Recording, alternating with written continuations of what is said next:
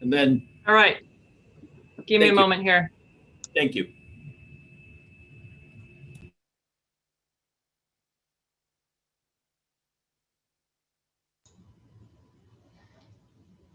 Okay, hello everybody.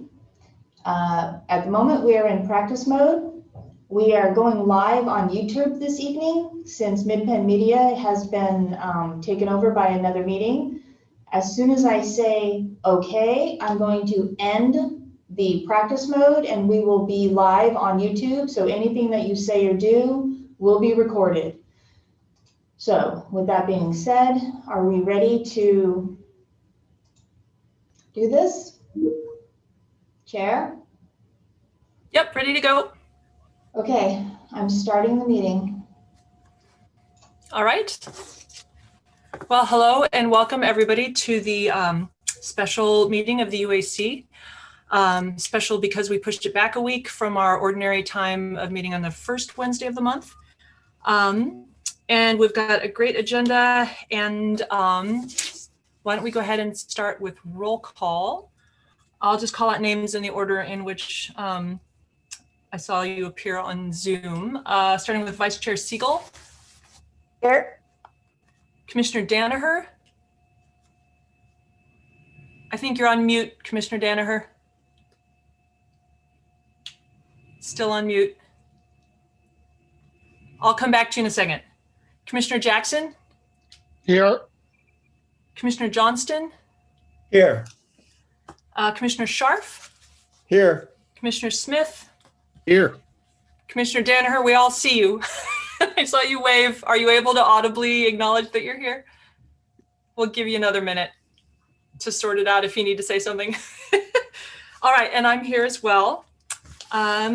So let's see. I don't believe we have any revisions to the agenda. We've got 3 new business items, as well as the usual collection of things. But why don't we start with oral communications, if there are any members of the public that want to address the commission on any topics that are not on the agenda.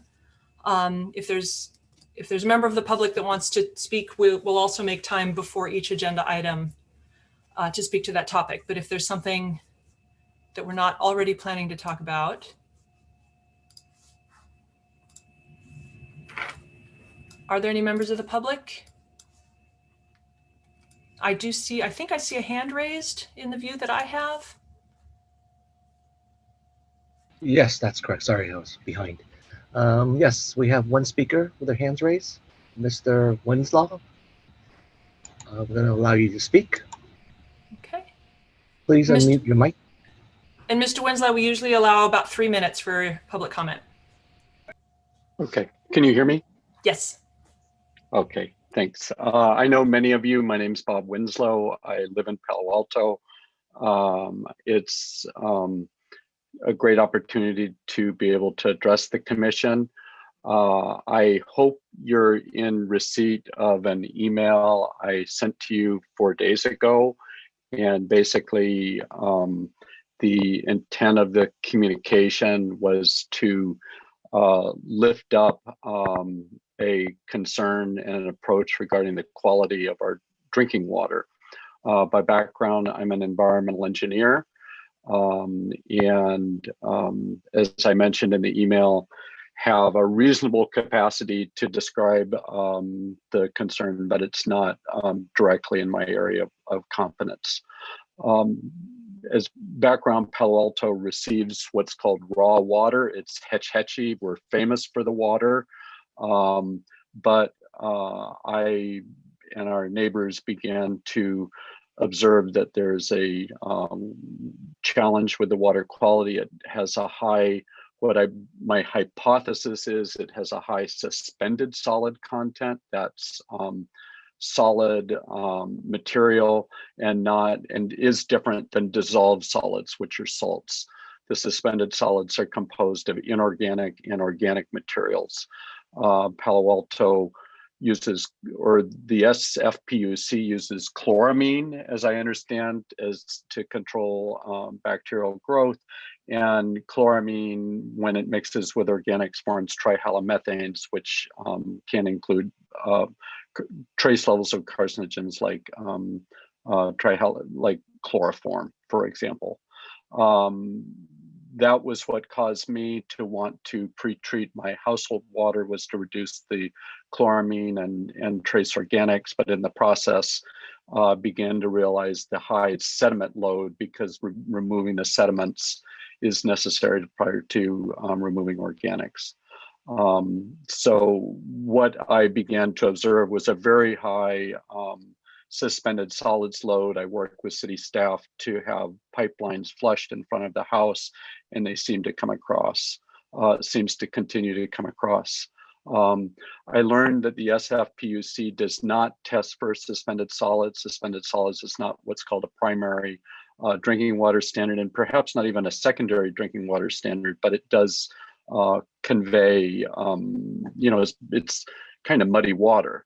And they check for something called turbidity, which is cloudiness. But again, that doesn't equate to suspended solids. So I, knowing that this is something that's common in the neighborhood and observed by the contractor community, I wanted to invite some direction real quickly that the UAC and staff might consider. I would invite the city to characterize the suspended solid or the sediment load coming into the city, figure out what proportion is organic and inorganic, and even the sizing.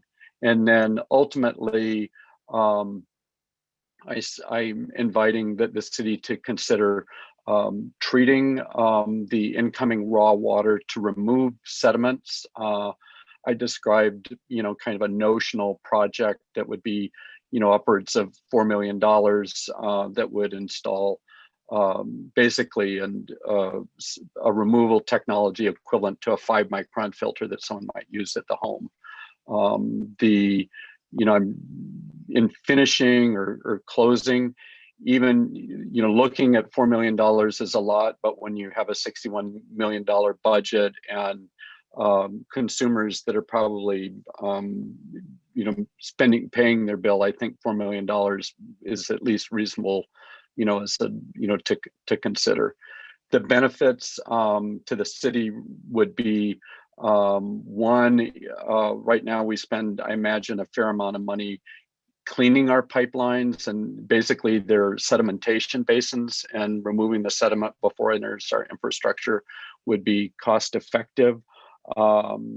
It also would lead to water conservation, because talking to irrigation contractors, drip irrigation systems, which is the modern way to irrigate, fail with sediment load. And then at the homeowner level, I really think Palo Alto, like our schools, should be able to have outstanding water, and right now we do not.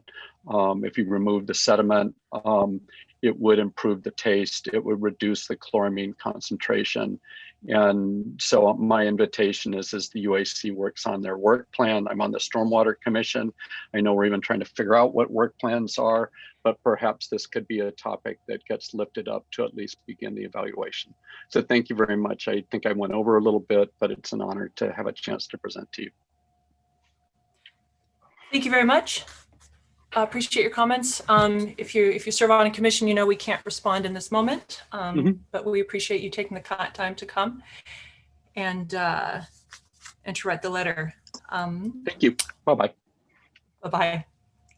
Are there any other? Go ahead, Dave. Oh, okay.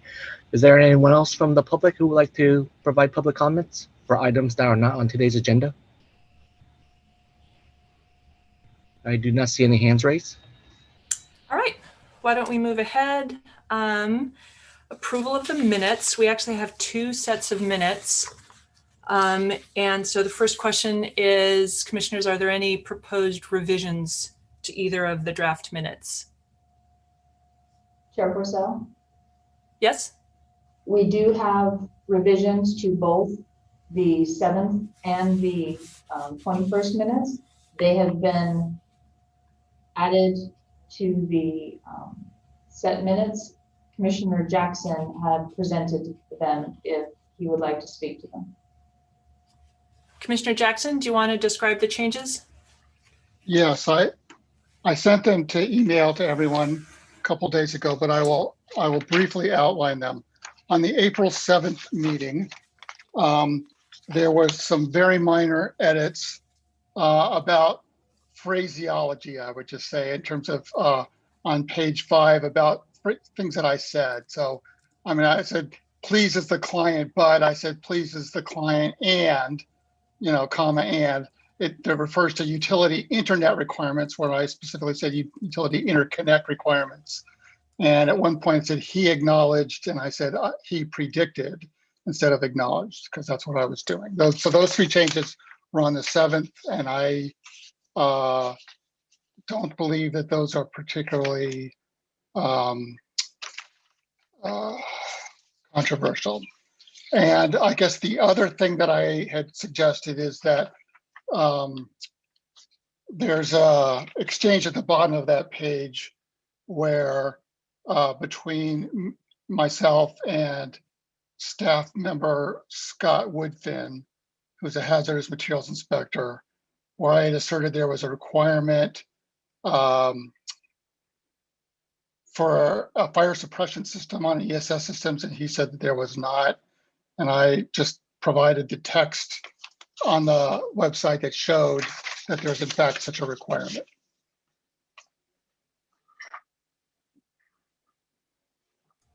All right, thank you. And Commissioner Smith, your hand is up. Did you have additional revisions? I do indeed. Thank you, Chair. Revisions to the April 21st. Under action,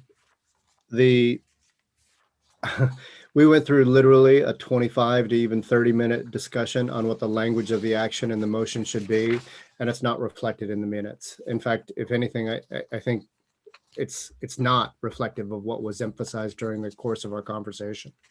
Namely, and this is most important to me, is the notion of accelerating and completing the community education and engagement regarding fiber to the home.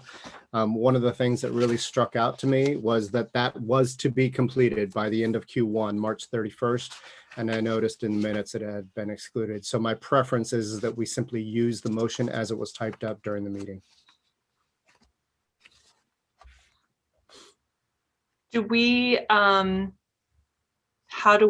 What is the best way to describe that or put it forward so that when we're voting to approve the minutes, we've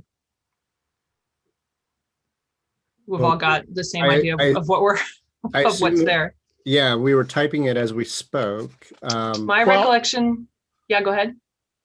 My recollection was Commissioner Danaher was the final scribe of many, and that he eventually, it was the version that he was scribing on that was the one that was approved. And after the meeting, the next day, I asked him to send me that as well. And I do have a copy of it somewhere, which I'm trying to get. Yeah, I have a copy. I'm pulling that up now. That would be easier than me trying to find it. While I suggest that while Commissioner Danaher is doing that, I did have some revisions on. I can read that to you now if it would help. Please do. Go right. Let's go ahead. 1, build out fiber backbone in a manner designed to support citywide fiber to the home. 2, establish city-operated ISP to offer citywide fiber to the home service within 5 years. 3, accelerate and complete community education and engagement regarding fiber to the home. 4, by March 31, 2022, and their 5 bullet points. 1, combine and complete Magellan phases 2 and 4. 2, complete detailed city-operated ISP model, including mix of in-source and outsourced functions. 3, complete customer survey. 4, complete risk analysis. 5, determine best financing mode, including availability of federal and state funding options. My apologies. It does appear that it largely reads the same way. I thought we had an extensive conversation regarding education and outreach prior to a survey. And in fact, that's highlighted in many points throughout the meeting minutes. The resolution didn't go that deeply, but it did talk about accelerate and complete community education and engagement before it got around to March 31, 2022 deadlines. Sorry, Commissioner Danaher. So what was read was the motion, or?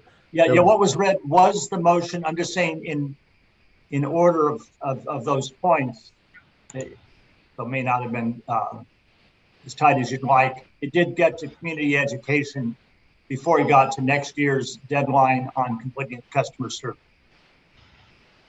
Yeah, and as far as the minutes should reflect what actually happened, it looks like the minutes do in fact reflect what actually happened. So I want to make sure we don't rediscuss the item that that we spent 4 hours on last month. So, may I ask a question, Sheriff? Yes. Commissioner Danaher, could you read one more time 4C? Did you say survey? Complete customer survey. Okay, so that's a change then. Okay, got it. Thank you. So then by default, if community education is supposed to happen before the survey, then I would assume that community engagement and education will happen before March 31st. Actually, before, I think this is where the light of the conversation comes, which is why the motion should stand the way it has been recorded. If the survey is to be completed by the end of Q1 and allowing for 2 months for a survey to be completed, it means that survey must go out on January 1st or January 30th at the latest, which means engagement and community education should happen, quite frankly, this year. And I think that follows. So thank you. I appreciate you indulging me. all right. I had some other revisions on this minutes on the All right. 21st. It was on page 6. There was an exchange. So basically, in answer to Commissioner Jackson's query about what bond means, that's on the 4th paragraph. The next phrase is Council Member Filseth assumed the bond would have to go to the voters. I went back to the video recording and I listened to it, and Council Member Filseth said, so it would be done with a COP, which stands for Certificate of Participation, which doesn't go to the voters. So that's completely kind of the opposite. The minutes reflect the opposite of what Councilmember Filseth said. And I had asked that change be made. And then later on in that exchange, it said that, let's see, where was it?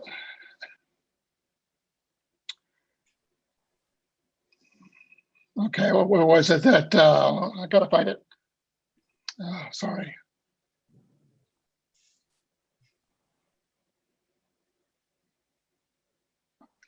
Oh, in reply to Commissioner Jackson's question about can you collateralize the network, Mr. Honker confirmed that other cities have done that. He went on to say the city of Boulder collateralized, issued $20 million of COPs and were able to use the network being financed as collateral. So I had asked that addition be made as well.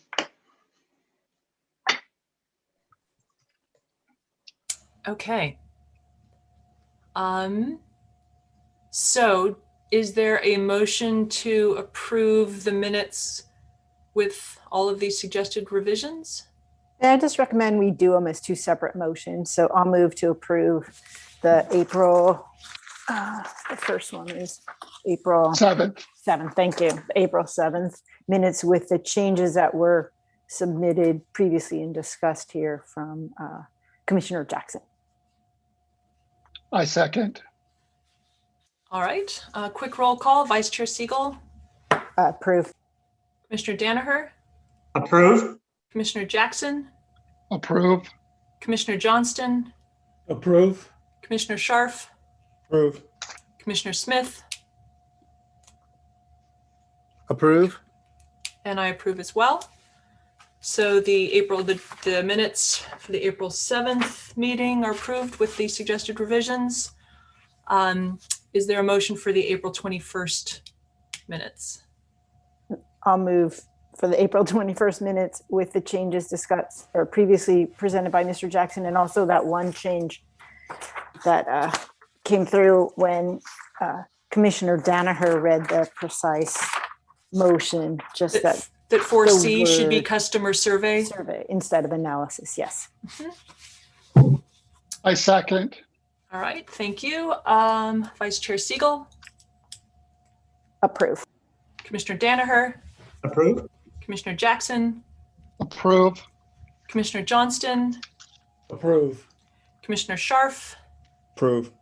Commissioner Smith, Approved. and I approve as well. All right. I don't think we have any unfinished business from last week, or last meeting. So I think that takes us to the Utilities Director report. Director Batchelor.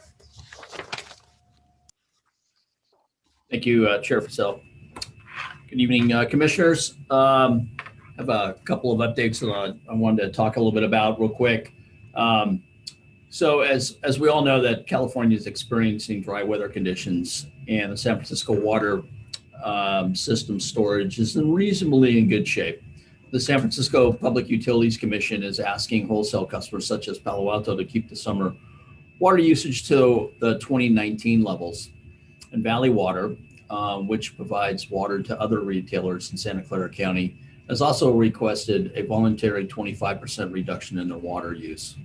While there may be some disparities in the message between the two regional water providers, we will reiterate that our direct water suppliers request of us. To that end, the message to our customers will focus on the use of outdoor purpose irrigation using the city water, using restrictions and information about free services and rebates to help customers achieve these efficiencies. We're going to emphasize making conservative measures of cutbacks to the way that California life is going to be during the summertime period of time. And we anticipate some of those changes to rebate levels of programs offered by Valley Water, who's a partner with our water conservation program. Our water utility continues to be maintaining a good financial position, no rate increases, and no drought surcharges expected or going to be this year. And then with that, like I said, we are going to be starting to send out information to the residents that we're just going to ask for some volunteer at first, and it's going to be important that we're going to try to keep those levels back to 2019.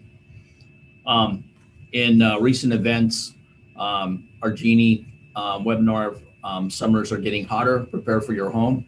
On May 4th, we hosted a Home Efficiency Genie webinar to inform residents about the best preparing for their homes for the upcoming summer seasons. While attendance numbers were fairly low, we only had about 15 people that decided to get onto Zoom at that point for this webinar, considered to be somewhat successful to share that information with any large or small group of contacts that the folks that were there. And then we also asked that tonight, if anybody's listening, to please contact the Home Efficiency Genie for a free phone consultant at cityofpaloalto.org/efficiency Genie. We also had on May 6th, we hosted a another landscape webinar focused on outdoor water use efficiency. The landscape 101 workshop taught close to 40 attendants. It's a good turnout, basically how to replace high water using landscape with beauty low water use landscape designs and partnerships with Valley Water. Palo Alto residents and businesses can receive these rebates for landscaping projects if they go to visit watersavings.org for further details.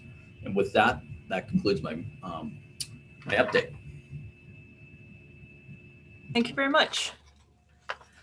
All right, well then we can head into our new business.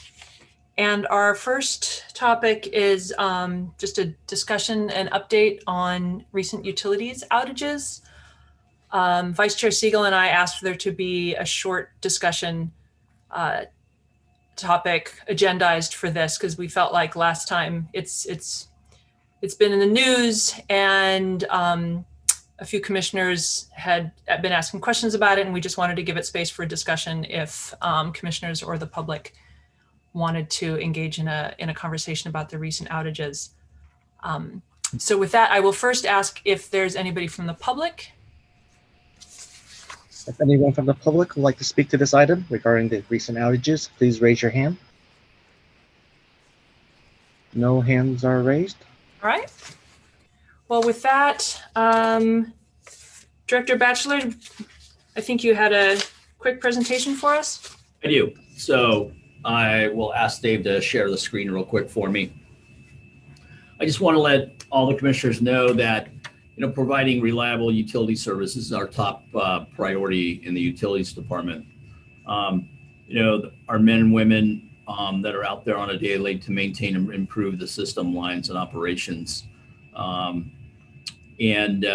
Unfortunately, we had these 3 outages within about a 2.5 week period of time. And Dave, could you flip to the next page, please? Thank you. So I wanted to have a quick conversation tonight about these recent outages. Dave, thank you.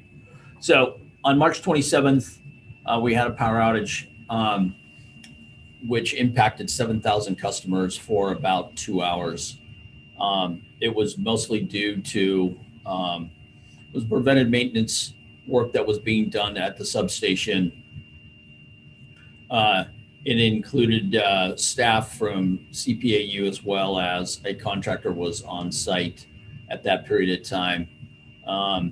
And we were in the process of replacing some relays that are starting to age. We are in the process. We've put the project on hold until we can evaluate this a little bit more, but there are other types of these type of relays in the other 8 substations. And so they need to be replaced. And by doing this, you have to make some changes to the breakers and to the transformer. So there's coordination that has to be done. We realized that as we looked into this investigation further, there is still an ongoing investigation going on. We hope to get the results by the end of the month. There was a lack of communications between our engineering group and our operational folks. So when they made these changes, as the transformer was seeing these changes from the relays, it actually tripped the breaker. And there was about 7,000 customers that were impacted by this. And of course, we were there, fortunately, so that we were able to put it back into the normal changes before we made, so that we were able to at least get customers up and running within about a 2-hour window. And then on April 4th, we had a power outage that took us about 4 hours. About 545 customers were up and running within about an hour's time, and the remaining 545 customers were up and running within an hour's time. We were able to do some switching. There was some redundancy in the area, so we were able to bring back most of those customers within an hour. But there were about 35 customers that were out till about 3 o'clock that morning as we replaced this transformer. And the cause of that is that still under investigation, is that where the cables come up out of the ground. So this is a sub transformer that sits on a pad, but the cables actually come out from underneath. And where the elbow is, the elbow blew and it cracked the bushing. There was some oil spill. We still don't know why the elbow went. The cable and the transformer was installed about 22 years ago. So there's plenty of life still in that. We are doing testing on that transformer as we speak. We have actually looked at it ourselves. We didn't see really anything on the internal windings that usually are the ones that go bad on a transformer. So we actually sent it out because we want to find out about that H bracket if there's other transformers, and we do. We've looked it up that we do have several of these transformers still out in the field. So we want to take a look at this and see if this is going to be something that's going to be ongoing before we get into the warmer weathers. And then unfortunately, then on April 13th, there was another power outage that occurred. And this impact was in the same area as of the March 27th. There was 2,000 customers that were impacted. This was a tie switch that where it tied Park Street and the other substation. Sorry, I can't remember what the one was. They tied them together so that in case there are outages, that we can pick up some load from one substation to another substation. However, this tie switch, the bushing cracked on it, and it caused this outage to be out. It was an impact of 2,000 customers. And again, those 2,000 customers were part of the 7,000, unfortunately, that happened about 2 weeks earlier. Dave, can you go to the next slide, please? Thanks. So, again, this failed underground bushing that was on this cable. So when the bushing went, it destroyed the elbow and the cabling that was on that and caused the outage. So what ends up happening then is that actually had to be removed from the field. So the crews had to come in, they had to lift the transformer or this switch off and then go ahead and then reinstall it. So in all of these, especially in the outage on the first one and the third one, there were a lot of folks that called in, of course. You can imagine the phone system was overloaded. So what we found was that when these outages occur, when there is not a system operator in the UCC, the phone calls actually go to our 911 operators, and they just get overloaded by this. They turn on an IVR that basically just allows you to leave a message, and if it's overloaded, you will be dropped. And so we have looked at, first of all, we've looked and changed the settings on our outage management system that as soon as there's an outage that occurs, that once the operator, if it's after hours, is at home, they were able to actually turn on the OMS system. And the reason for that is that there's a day mode and there's a night mode. And when it's in the night mode, the calls actually get turned down to the 911. You need to turn it to the day mode so that it's almost like if there was someone actually sitting in the UCC. So what happens then is that the outage map on the website does not get updated. The phone systems get overloaded, and the OMS doesn't really, there's basically nothing, it's not working at all. So we've changed the procedures now that when there is an outage, that the first thing that the operator will do is sign on and turn on the OMS. So now we'll be able to start tracking, and the outage management system was on. It will start populating the outage map as soon as the operator turns it on. And then at that point, it'll start predicting how far that outage is actually going to be. So when the operator actually comes in, they will be able to look at the mapping as well as look at the OMS, and it'll be predicting how far that outage is occurring and what the impact is going to be. The other thing what we are doing is that we're working with IT right now to look at putting an IRV on the front half of the OMS. So that way the calls actually won't be rolling into the PD, they'll actually roll once it's on. It'll go onto the utilities side, and Sorry, then Director Batchelor, what's an IRB? so that's an interactive. Basically, it's an interactive, almost answering machine. But It's actually IVR, sorry. Interactive voice response. So that's the term for it. But it's just really basically just a big answer machine that you can leave your message, but it's interactive. So once customers start calling, then at that point, it'll get you to the phone tree. And if you want to leave a message, do you want to have a callback? Unfortunately, our outage management system isn't like some of the larger IOUs like PG&E or San Diego Gas and Power, where they have these OMSs where they are able to actually call customers back. So we are doing an evaluation of our OMS as we speak.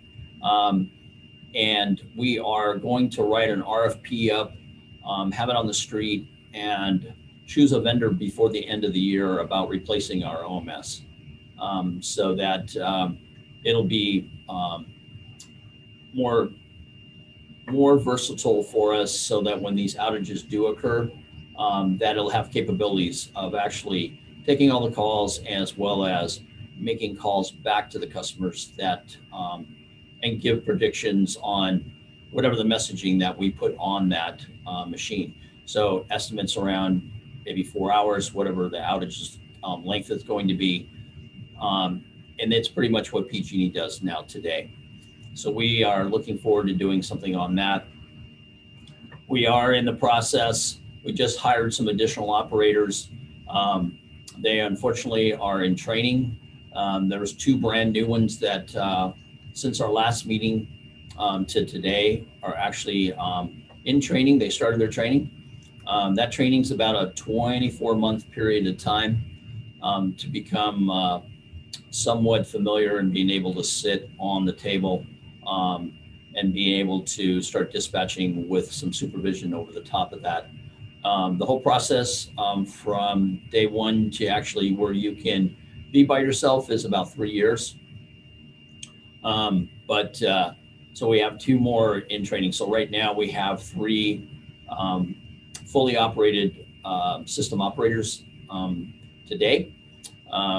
We are looking at improving our timely communications to the public. We've had a lot of conversations with IT, also with the city's communication folks about putting up banners, an emergency banner that will actually scroll onto the outage website that'll actually talk about, we're aware of this outage. We estimate whatever the time is, and then we'll continue to update that as we are working through this outage. And then the last thing is that, we're reviewing the organization. So we are in the process of hiring a third-party vendor that has technical skills. So the investigation that's going on now is, unfortunately, the firm does not have the technical ability to really look at our procedures or to give us some best practices and things like that. So we are hiring a firm that will actually be able to look at our procedures to see if we're missing something. We need to look at how that communication goes from our engineering folks up to our operational folks. Everybody's aware that we have a lot of new folks in places, in positions.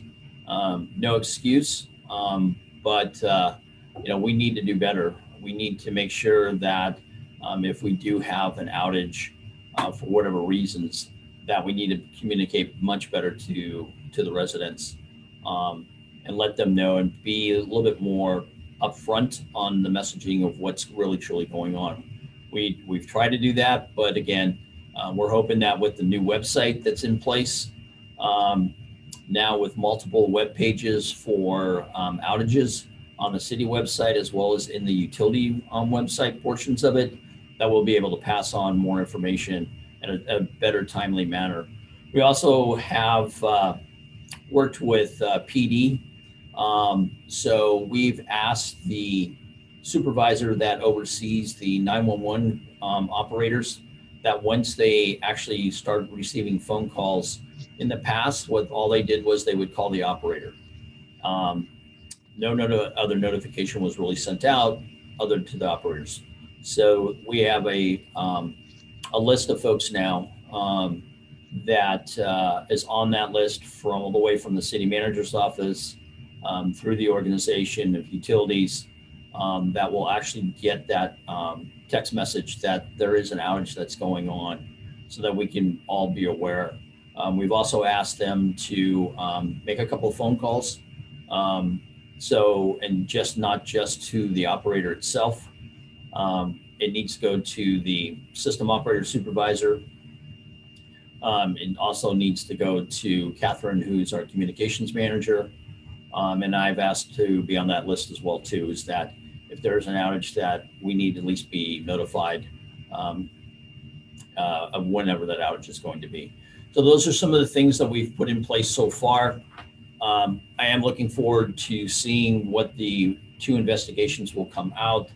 I know that we will find some findings that we will need to make some changes to our procedures and our communications between the engineering and operations groups. With that, I think that concludes my review. Are there questions? Thank you, Director Batchelor. Go ahead, Commissioner Johnston. So first, I'd really like to thank you for the report, Director Batchelor. I appreciate the fact that you've really grabbed onto this and are being proactive about figuring out what happened and how to fix it. It sounded like of the 3 outages, the first one was kind of a human failure, and those happen. The other 2, I couldn't tell whether it's because it's just aging equipment or whether there was some maybe failure of preventive maintenance that was the issue. But obviously, in both of those cases, we want to be sure that we are kind of on top of equipment that's getting to the end of its useful life and kind of looking at it proactively. And if it's a preventive maintenance issue, then we obviously have to do a better job of preventive maintenance. But I think it's really good that we're looking hard at this. I like the idea of putting a banner on the website, letting people know that we're aware of the outage, and as soon as possible, letting people know when we think it's likely to be resolved. And the last suggestion I would make is I think it would be good to put something out, whether it be a billing insert or something on Nextdoor or whatever, just to kind of let the community know that we are looking at this, and we are going to be making some improvements, not only to reduce the outages, hopefully, but also to improve communications. So those are my comments. Thank you. Thanks, Commissioner Johnston. Go ahead, Dean. I'm sorry, if I could just have one thing. So one thing that I did not include was the last 2 days have been with the Finance Committee on our overall budget that all of you approved. And in the today, we talked a little bit about one of the things, we're going to hire another contracting firm that is actually going to do a complete walkout of the electrical system. Because I'm not clear, and I don't have 100% feeling that, our compliance is actually looking at everything, and we're looking and finding everything that's out there. These 2 incidents on the last 2, they were not at end of life. Neither one of the transformer or that tie switch were. The transformer was about 22 years old. Should get about a life out of that transformer anywhere from 35 to 40 years. And that tie switch was put in about 16 years ago. So they were both not end of life pieces of equipment. But again, I think we need to do a better job on looking at the entire system. So I've asked to bring on another consultant that will actually do a full walkout of the overhead and underground as we try to harden our system. Great. Commissioner Jackson, you were next. Thank you. A couple of things. I think I was not home on March 27th. I was home on April 13th. My house was affected by that outage. I didn't think we were affected by the 27th. The 27th, I was told about it. I went online to look at the map. I didn't find the map of the outage at that point particularly helpful to understand exactly what the issue was. And then my understanding is the result of the April 13th outage, that I can't remember how many hours we were out, 3 or 4, was that on the 21st of April, well, maybe it was not, maybe it's a different reason. There was, our electricity was out for 7 hours during the day. It was scheduled, it was planned, and we were noticed. But that was a big hit to COVID shelter in place, work at home. So there was that. I guess more on the issue of reporting about outages. I think there's a couple functions, things that are happening during an outage. One thing is that people want to report, presumably, that their residence or the house is out of power. So that's a message going from the consumer or resident to the utility. And then it seems like that, unless you have complete knowledge, perfect knowledge of everyone's power status, that's an important thing to be able to support. The next thing is to be able to provide status to customers about the outage that they're having. I think that it would be aspirationally more awesome if you could push that information to the customer, like through a text message or email, because you know where their house is, you know where their account is, they can register for these things instead of having to let them to go, traipse around a website or calling 911 or whatever it is, using the telephone. I think just, if you tell somebody in text, yeah, we know you got a shower outage, we're working on it, an hour later, oh, this is bad, it's going to be a few more hours, that would solve a lot of communication issues there. I also think that to the extent that this notification capability has access or has a crude understanding of the structure, the tree structure or the graph structure of the distribution network, then again, you would know if you knew what the problem was at one point, everyone who's downstream of that, and then that notification could be pushed to them rather than just expecting people to figure it out. So I think that would be aspirationally, I think those should be the kinds of requirements that you consider if you're looking for updated notification and reporting capabilities. Thank you. Commissioner Scharf? You're on mute still. There you go. I know, I was trying to figure out how to unmute. I moved the thing around. Yeah, a couple things. So first of all, I wanted to thank you, Dean. I think these are the right things to be doing. I appreciate the getting on it right away and all of that. I think it's great. I had a couple questions. So we're going to be evaluating the electrical system and outage data to identify unexpected issues and conduct the third-party reviews. And you said you just hired the new consultant, or you're about to, and review the organization of utility operations engineering. How are you going to report back to us on this? I mean, are you going to tell us, I've reviewed the organization of utility operations engineering and I've made the following changes? And I guess my question is, are you going to report back to us on this? Let us know what's happened. And do you have expected dates? Or, I mean, you think we should hear back in a few months, or what's the best way to communicate it and give you enough time to have something substantive to say, I guess is the question. So I was thinking on some of the small items, like, the contractors on board, whenever that time frame is, something like that. I was going to talk about that just in my update on a monthly basis. But, my plan is, though, that about every couple months, I was actually just going to do just an improvement plan and let all the commissioners know. So every other month, I'll do a short presentation, let you know what's going on and how things are moving forward. Well, that's great. I really appreciate that. And then I guess one of the questions I had is, are we spending enough money on preventive maintenance and all of that?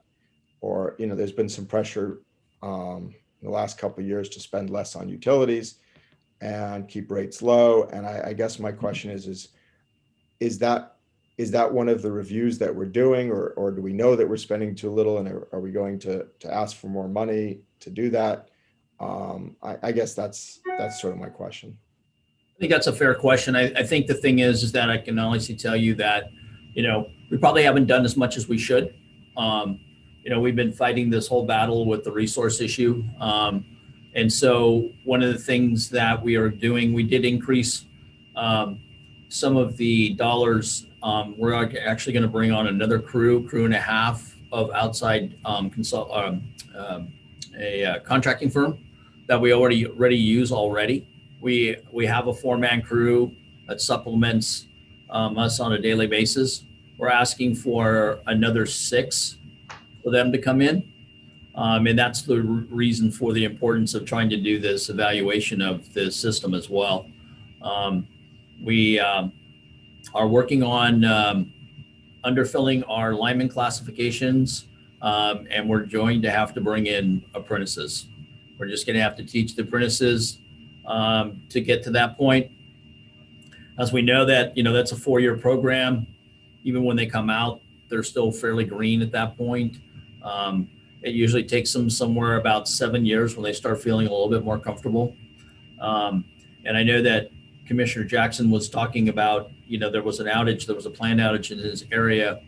And I think what's going to end up happening is that once we bring these people on board, we're actually going to see more neighborhood outages.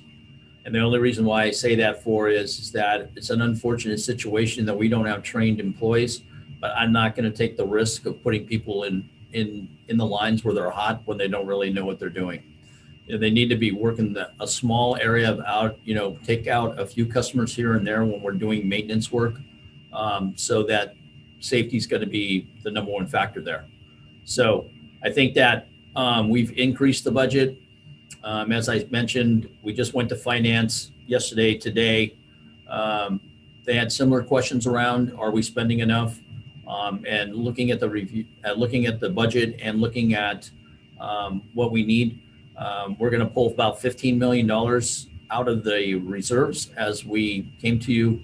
You'll hear a little bit more about that today, about the budget. And I think overall right now we're in pretty good shape. All right, well, that's great news, and I appreciate it. I guess it just bleeds into our last item a little bit, which was the recommendation that we recommend the city council adopt the proposed operating and capital budgets. Are the recommendations that you talked about in that budget, or should I just wait and ask all those questions when we get to that item? Most of those will be in there, and if not, we can, myself and the rest of the budget team can answer those questions, or you can ask them now if you'd like, or we can wait. No, I'll wait. I just wanted to tee that up, but I think they're a little bit related, and I'm happy to wait, but I just wanted you guys to be thinking about that, because I know when we get to that, I thought I'd ask about this, but it was a little confusing because, the issues sort of bleed together. Okay, great. All right, that's my questions. Hey, thanks again. Thank you. Thank you. I think Commissioner Danaher had his hand up next, and then Vice Chair Siegel. Sure, I'll be quick because it's the same point that Greg was just making, that I worry that we're not investing enough in the maintenance. I'm looking at the budget. We've kept rates flat, but we've dipping down in the reserves. The operating part of the budget is not that big for the line operators and the like. And I'm glad to hear you're hiring more people. We've had, as long as I've been on the commission, it's going back 5 years, warnings from the linemen that we were going to be losing people because of our salary rates and the like. And we've talked about that before. So we have to look at this on a long-term basis and retaining those talented people and making sure we have enough of them. That matters. And with respect to budget and rates, we're well below our neighbors. And I think our Palo Alto residents would rather have the electricity on more reliably than worry about paying a few cents more in their monthly budget on that. So Dean, I know you take this all very seriously, but I don't think you should be too conservative on the budgets if you feel you need more ammo for what you're doing. So I just want to basically repeat and state my support for what Greg was pushing on. Thank you. Thank you. Vice Chair Siegel? Thanks. Yeah, Dean, thanks for putting this together. It was super helpful. I'll just, I guess, underscore what Commissioners Scharf and Danaher just said about the budget. And then also, I also wanted to underscore what Commissioner Jackson said about push notification. If we have the capacity to notify folks that we're going to have scheduled maintenance, then I just think any way we can let them know that there's an outage. And when we put it on the website, even if all we say is, yes, we know there's an outage and that's all we know, let's not wait until we have full information. And in terms of communication, I just throw in Twitter and Instagram, because they're, I know there's not tons of followers, but it's super easy way to get the information.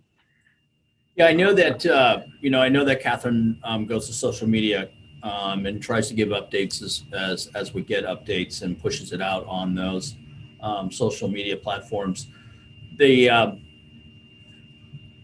Just thinking out loud right now, something we'll have to think about as we gather. We have some email addresses and things like that.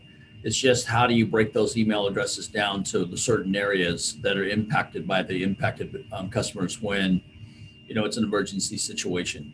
It's something that we need to take a look at. But again, I agree with you. I think pushing notification is probably better than waiting for notification to come in. So I'll take a look at that and talk to IT about if there's some ways that we could do something like this. And great. And then on the less technical side, going back to the OMS one, I'm just wondering why there's a nighttime mode. Is it because no one's there to answer it? Is it a security thing? Is there a different, instead of the tree rolling over to 911, is there someone or multiple phone numbers who would receive a call from the 911 operator that could get it directly from the system and just take out the extra person? This might sound very strange, but you will get phone calls from customers at 10, 11, 1 o'clock in the morning about their billing, or they may have a question about their water rate, or you'll find customers will call about everything from anywhere from, it seems like we track it, it's about anywhere from about 11 to 2. Not a lot of calls, but we do not want to push those back down to the 911 operators because, again, that's their load time when they actually have staff on board as well. So we try to, and that was the reason why we put this thing in the night mode. It puts you into a tree. Like if you have a billing question, press number 7. If you have a water issue, press, and you can actually leave a message, and then we'll call you back in the morning. So that was the reason why the dual system on there. Great, that makes a lot of sense. Thank you. That was all. Commissioner. Oh, go ahead. No, no, sorry. I was going to say, Commissioner Johnston, your hand is back up. I just want to say on the push notifications, I agree we should try to do those. PG&E is able to send out text messages to actually very small groups of customers saying that either there's going to be a scheduled outage or there's an unscheduled outage with an estimate of when service is going to be back up. And I find it very helpful. Yeah, I think that's part of the whole AMI portion of it. We'll be able to actually do some notifications through the portal aspects with customers. Again, we're working on that as well. And I think the thing is that, so we'll have the AMI and also we're going to look for something with the OMS system that can maybe do some pushing notifications out as well.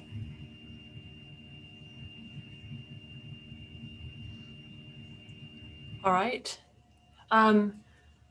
Let's see. I'll just add a few comments of my own. Thank you, everybody. I think this has been a very rich discussion, and I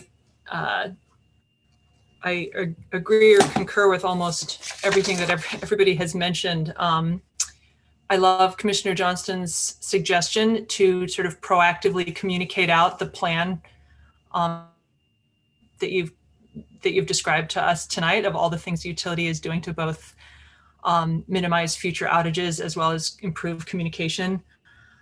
And I share Commissioner Jackson's aspiration for a fine-tuned system that could proactively reach out to people and let them know what's going on. And the many commissioners who raised the concern about whether we are investing for the long term, both in our equipment and in the staff to operate and maintain the equipment. Commissioner Danaher mentioned linemen, and it seems like system operators is also on that list of employees that are hard to attract and retain, and the salary ranges probably, I'm guessing, have something to do with that. And as we learned in these recent outages, that's a really important position as well. And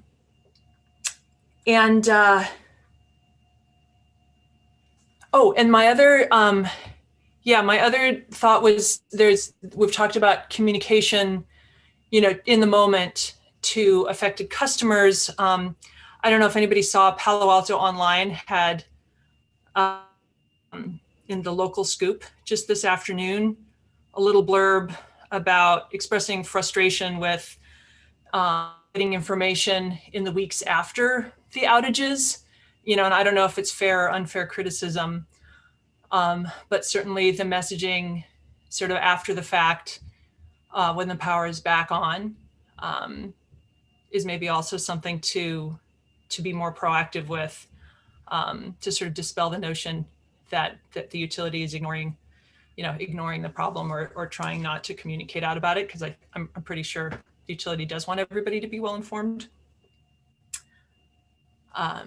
So anyway, my thoughts. Thank you very much. We should probably go ahead and move on. We're running just about half an hour behind. So let's go to the 2020 Urban Water Management Plan. And before we go into the staff presentation, why don't we go ahead and see if there's any public comment? If anyone from the public would like to speak about the Urban Water Management Plan, please raise your hand. I see 2 hands raised so far. Mr. Druckmeyer, please let me give you access. Okay, Mr. Druckmeyer, please begin. Okay, thank you, Chair Forcell and commissioners and staff. I'm Peter Druckmeyer. I live here in Palo Alto, and I'm the policy director for the Tuolumne River Trust. And I sent you a letter yesterday. I hope you got a chance to read it. We had what I think is a fairly simple request that we're hoping the UAC will forward a recommendation to the City Council to request that the SFPUC create a special appendix for the Urban Water Management Plan for the BOSC agencies to use. And the request is that they analyze how water supply would be affected and rationing if they were to shorten their design drought by a year. And I'll explain that in a minute. But we've had a lot of problems with the SFPUC and BOSCA over the last few years where they put out figures such as 50% rationing if the Bay Delta Water Quality Control Plan is implemented, but they don't explain how they get there, and they exaggerate a lot of different figures. So the design drought basically arbitrarily combines 2 of the worst droughts of the last century. So 6 years, 87 to 92, the worst drought on record, followed by the driest 2-year period on record, 76, 77. So they've created this arbitrary 8.5-year design drought. And the problem is that they want to make sure they have enough water to get through all those years. So they impose rationing at really high levels early on. And then we get an average water year, system fills up, and it's like, well, it was good that we conserved, but maybe we didn't need to. The other thing they do is they're planning for maximum demand through contractual obligations. And that's 265 million gallons per day for the 2.7 million customers. But current demand is less than 200. So they've inflated demand by 25%. And then the third thing they do is they assume they're not going to bring on any new alternative water supplies like recycled water. So they have this really extreme situation. And a couple months ago, they got busted. In your urban water management plan, you have a table 32, and it says how much water would be available in each year of a 5 consecutive year drought. And right now it says 60% would be available. But 2 months ago, the draft language staff got said only 45% would be available. So how did that all of a sudden change by 27%? Well, we caught them using contractual obligations as demand. So that inflated things by 25%, and they were forced to change that. And BOSCA agencies, actually, some of them supported that because when they go to build housing, they don't want to show extreme rationing because that gives ammo to those who are going to oppose it. And we're hoping that some BOSCA agencies like Palo Alto will join us again, because by reducing the design drought by a year, that's going to reduce rationing on paper dramatically. And we've shown that this 8.5-year drought is far more conservative than anything in the last 1,100 years based on the tree ring data. Even getting into year 7 of the design drought is extremely rare.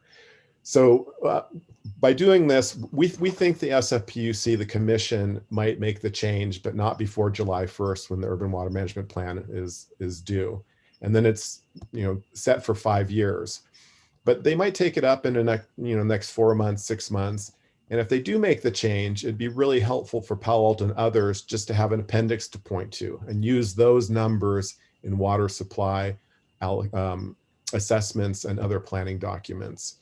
So, we're in good shape with water. The truth is that with the Bay Delta Plan in effect, we could manage the drought of record 6 years, 87 to 92, at current demand with no rationing and bringing no new water supplies online. And with modest rationing maxed out at 20%, we could make it through most of the design drought. So we're in much better shape. Once people understand the issues, they agree with us, as did Commissioner Scharf and the City Council in 2018 when they voted unanimously to support the Bay Delta Plan. So thank you for considering this request. Thank you, Mr. Dreckmeyer.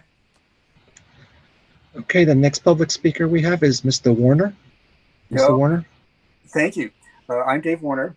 I've been a continuous Palo Alto resident since 1995. It's an honor to speak to you. You received a letter from me asking you to have the Utilities Department reduce its demand projection in our urban water management plan. I'd like to make 2 additional quick points. My letter mentioned Palo Alto's track record of overestimating water demand and used the 2010 and 2015 projections for 2020 as examples. I'll add one more. In Palo Alto's 2000 urban water management plan, the projection for 2020 was 45% above what our 2020 demand turned out to be. That's quite a big overestimate. And I think it puts my suggestion of reducing Palo Alto's 2045 demand estimate by 24% in a context of being pretty reasonable. My second point has to do with both the SFPUC and BOSCA. Both these agencies have regularly also way overestimated demand. If they reduce their 2045 projections by 24%, our world would be a different place. The high rationing percentages mentioned in our urban water management plan would be substantially reduced and even below what Peter just said. The SFPUC's opposition to the Bay Delta plan would go away because there'd be more than an adequate water supply, even with their exceptionally long drought planning model. And while Palo Alto's price for water is expected to increase by 50% by 2030, at least it won't double, as we won't need to pay for additional water supply projects. This just shows that overestimating demand has substantial and negative consequences. So my request is, please ask the Utilities Department to reduce our 2045 demand projection by taking into account less aggressive population growth and aligning our per capita demand reductions closer to our track record. Thanks so much, and thank you so much for your service. Thank you, Mr. Warner. Would I anyone will- else from the public? Sorry, go ahead. No, Chair go Seaver. ahead and see if I'll there's just anybody ask- else. If Yes. there's anybody else who'd like to speak. If anyone else would like to speak, please raise your hand from the public. I do not see any more hands raised, Chair. Thank you. The only thing I was going to say to Mr. Dreckmeyer is I did not actually receive a letter and email. I don't know if the other commissioners did. So I you was might just want to, looking for it and couldn't find it either. And I was just Yeah. wondering about that. so if you don't mind So- resending it to the UAC email alias. I'm Yeah, sure we'd all I like to found have it a look. I found it this afternoon just on, by going to the agenda link and then to letters, but we did not all get it on our email like we normally do. So yeah, UAC, send it to the UAC @ alias, please. You know, that's what I believe I sent it to, the one that was on the agenda, but it sounds like it didn't go through. I noticed that Carla Daly is on the meeting, and I did CC her. Perhaps if she received it, she would be willing to forward it to the UAC. Maybe there's a firewall that is impeding me. I did receive it, and I'd be happy to forward it. Sure. Thank you. Carla. All right, well, if that's it for public comment, why don't we move ahead with the presentation? Right, I'll just introduce Carla Daly. She's our senior resource planner, and she is going to present our water management plan. So thank you. Thank you. Good evening, commissioners. Let me go ahead and attempt to share my screen.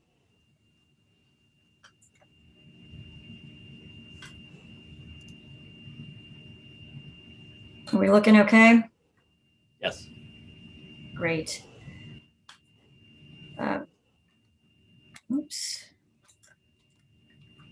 So before I start, I'd like to recognize some other folks who are here to support our team on this item tonight. Lisa Belier, resource planner, is here to help answer questions.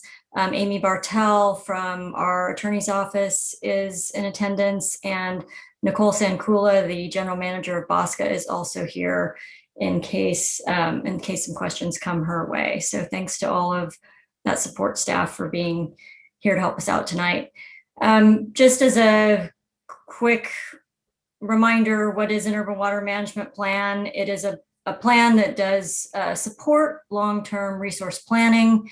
It's not the only document that we use when we're doing long-term planning, but it is certainly an important one. It is required by an act of the legislature, and we do one every 5 years as an urban water supplier.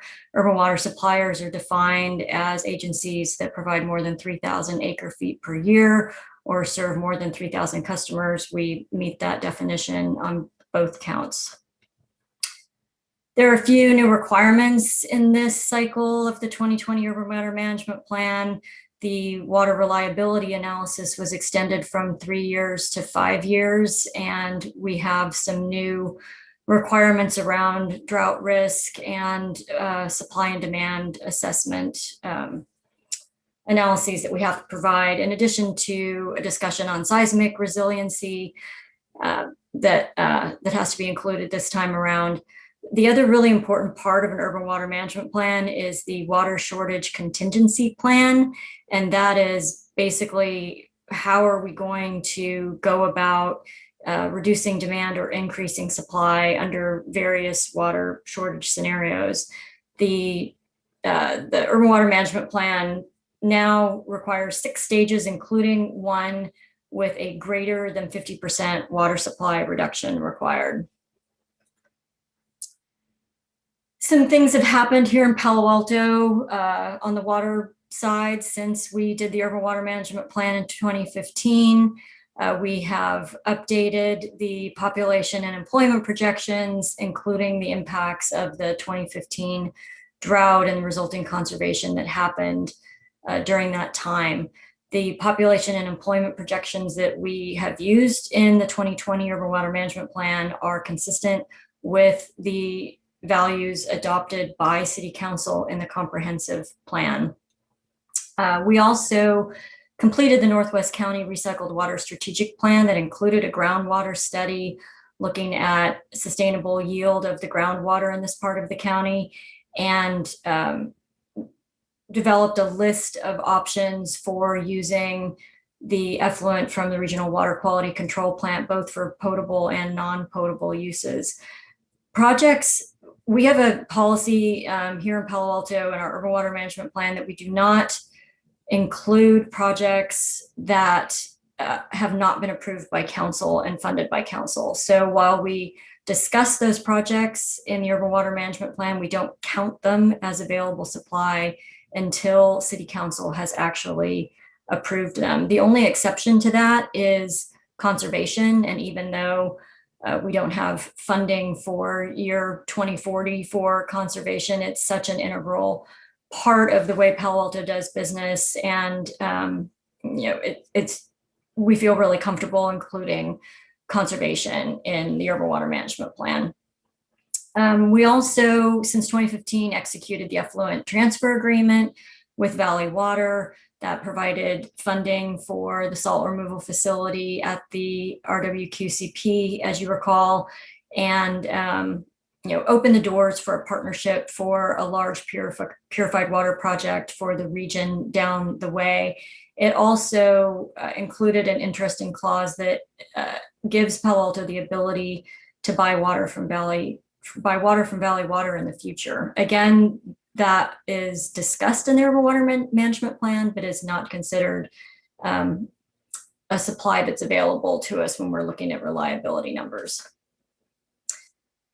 This is a quickie graph of the water demand projections that are included in our urban water management plan. And we certainly appreciate that there are opinions that differ in what our projections should be.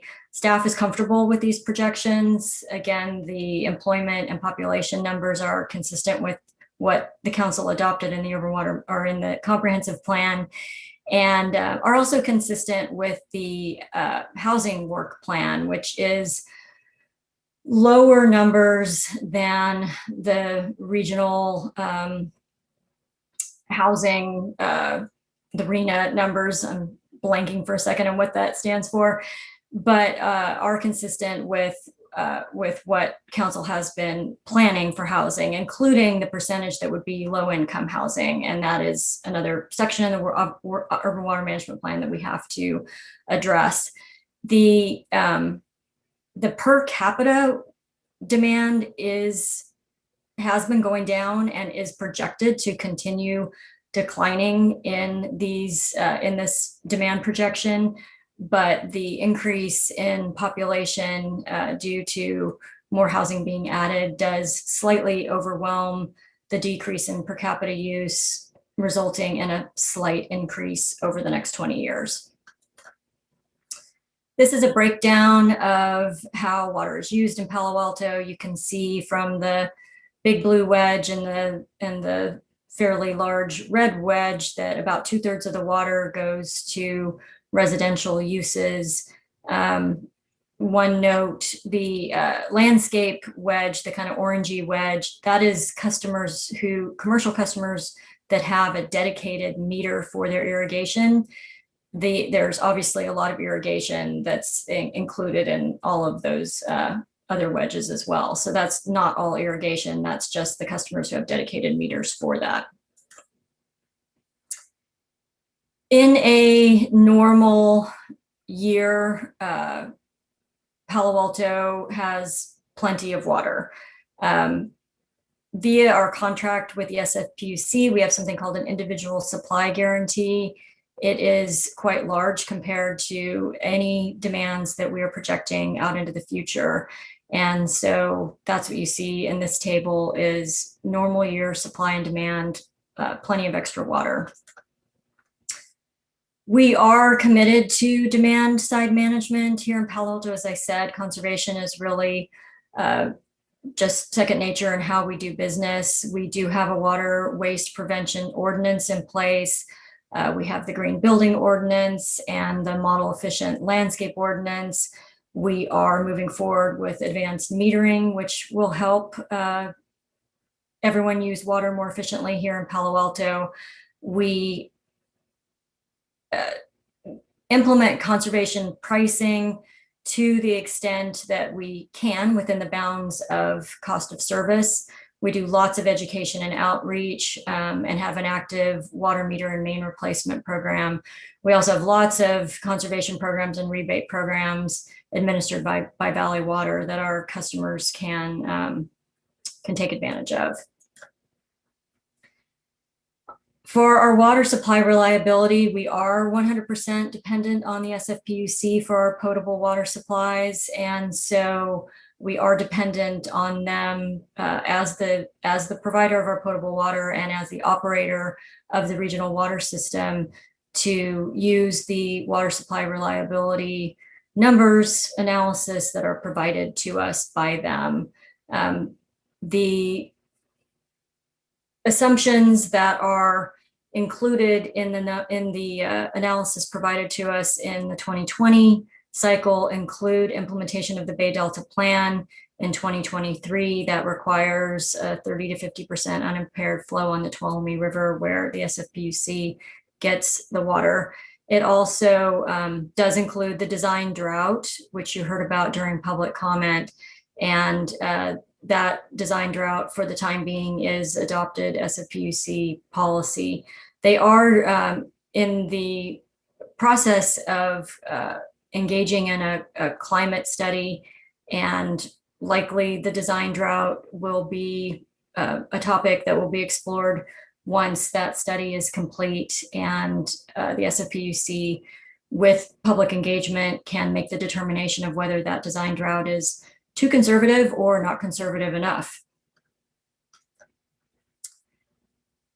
The 5-year drought risk assessment the picture looks like this, assuming again that the Bay Delta Plan is implemented in 2023. The SFPUC has told us that wholesale customers can expect water supply shortages in the 40 to 50% range in those outer years.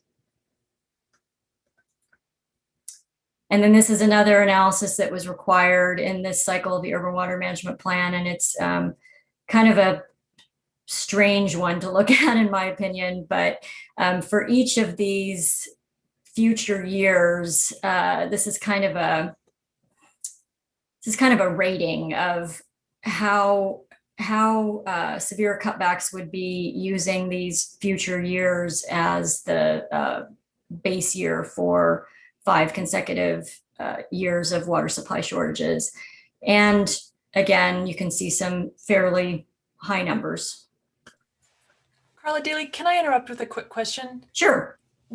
What is the difference between a 5-year, I mean, other than the obvious, a 5-year drought risk assessment, and then there's the design drought that's 8.5 years? Is this just 2 different kinds of analysis that are required to be done? Or so the 5-year analysis is required by the Urban Water Management Plan. The 8.5-year design drought is an SFPUC policy that they use to operate their system. Well, I shouldn't say to operate their system. They use it for long-term planning more than short-term operation. And so when the SFPUC is looking at drought scenarios for the purpose of the Urban Water Management Plan, they are actually considering an 8.5-year drought. So the 5 years is only the first 5 years of that 8.5-year assumption that they're making, and the reductions that the SFPUC would ask for under those conditions. Does that make sense? I think so. So if we're in year 1 of a drought, the SFPUC assumes it could last for as long as 8.5 years and sort of operates accordingly.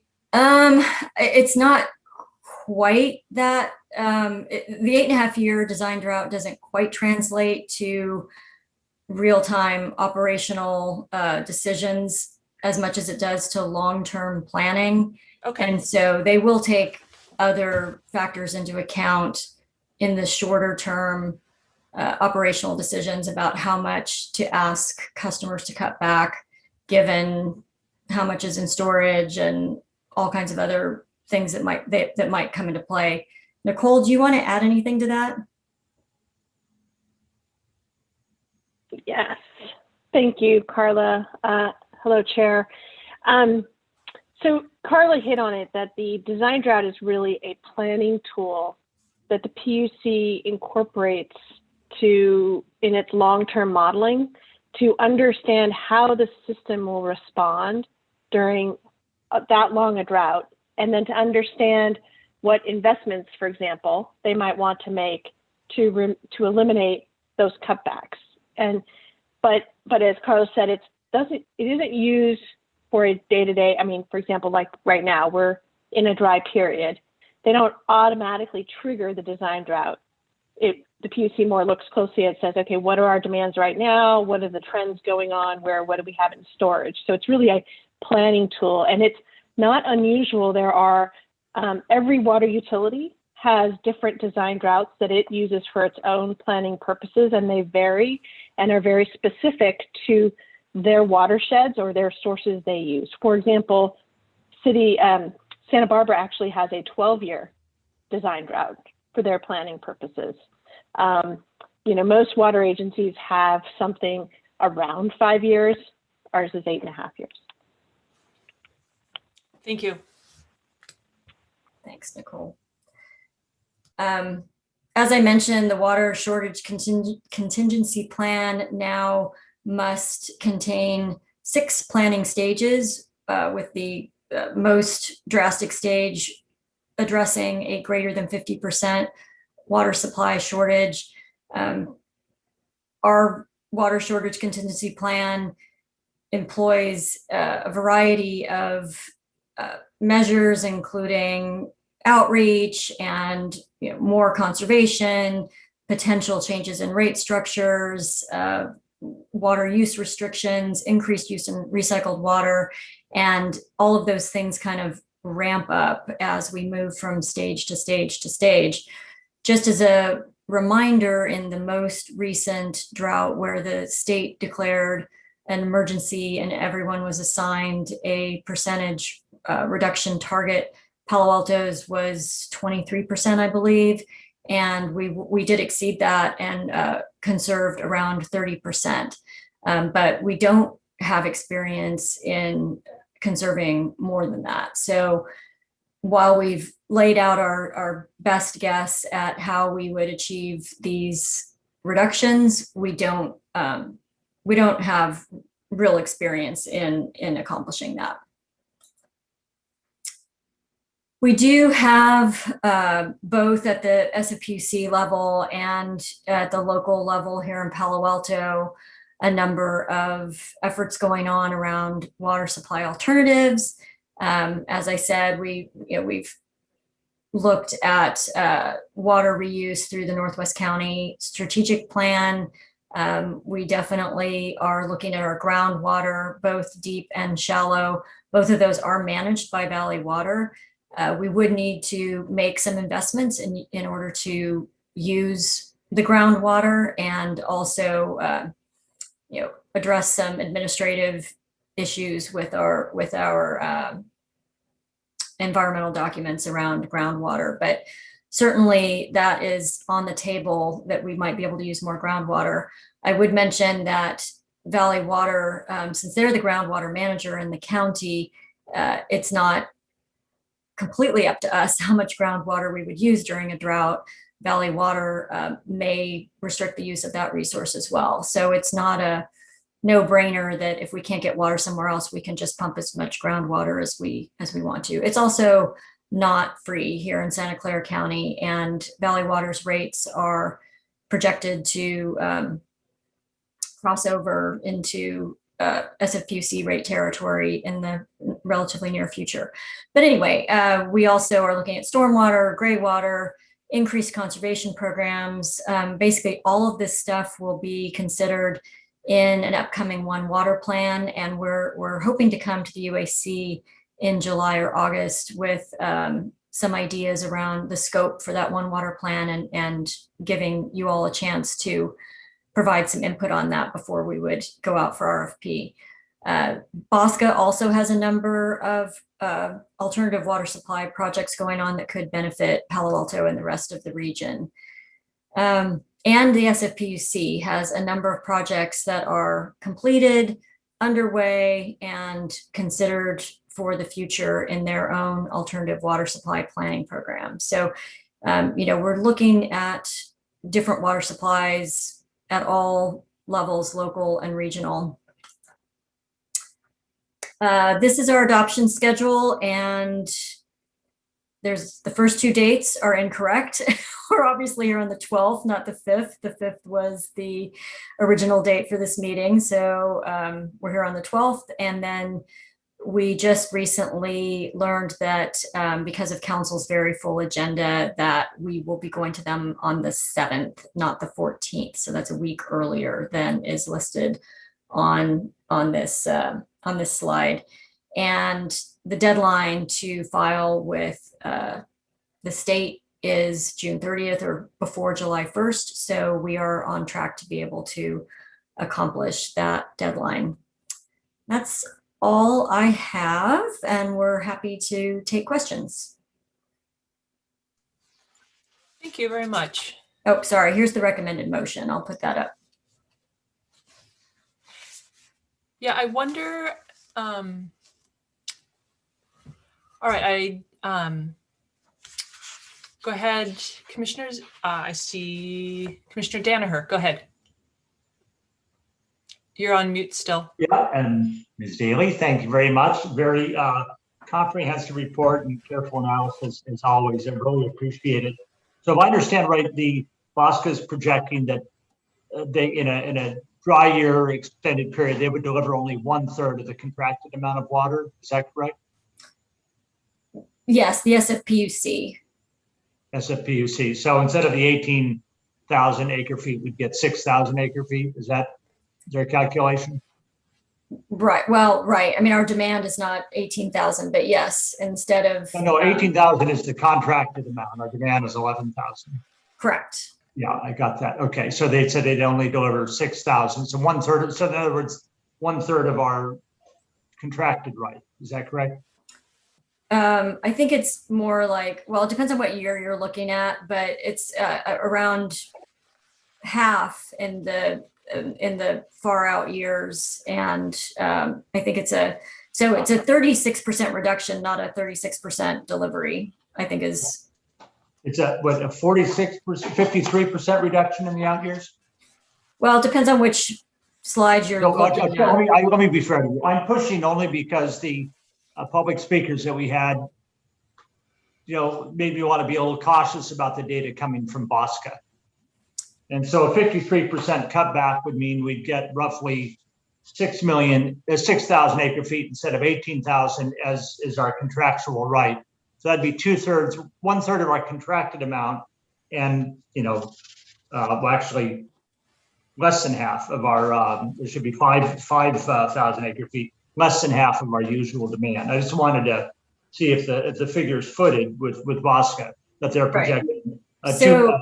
Yeah. So the numbers, two clarifications. The numbers are coming from the SFPUC. Pardon me, I keep saying Bosca. From Bosca. Yeah. And the cutbacks are from our demand, not from our ISG. Okay. So our demand, it's just correct. So we have a supply guarantee. They would be delivering a little less than 1/3 of our supply guarantee in those years. That is how I take it.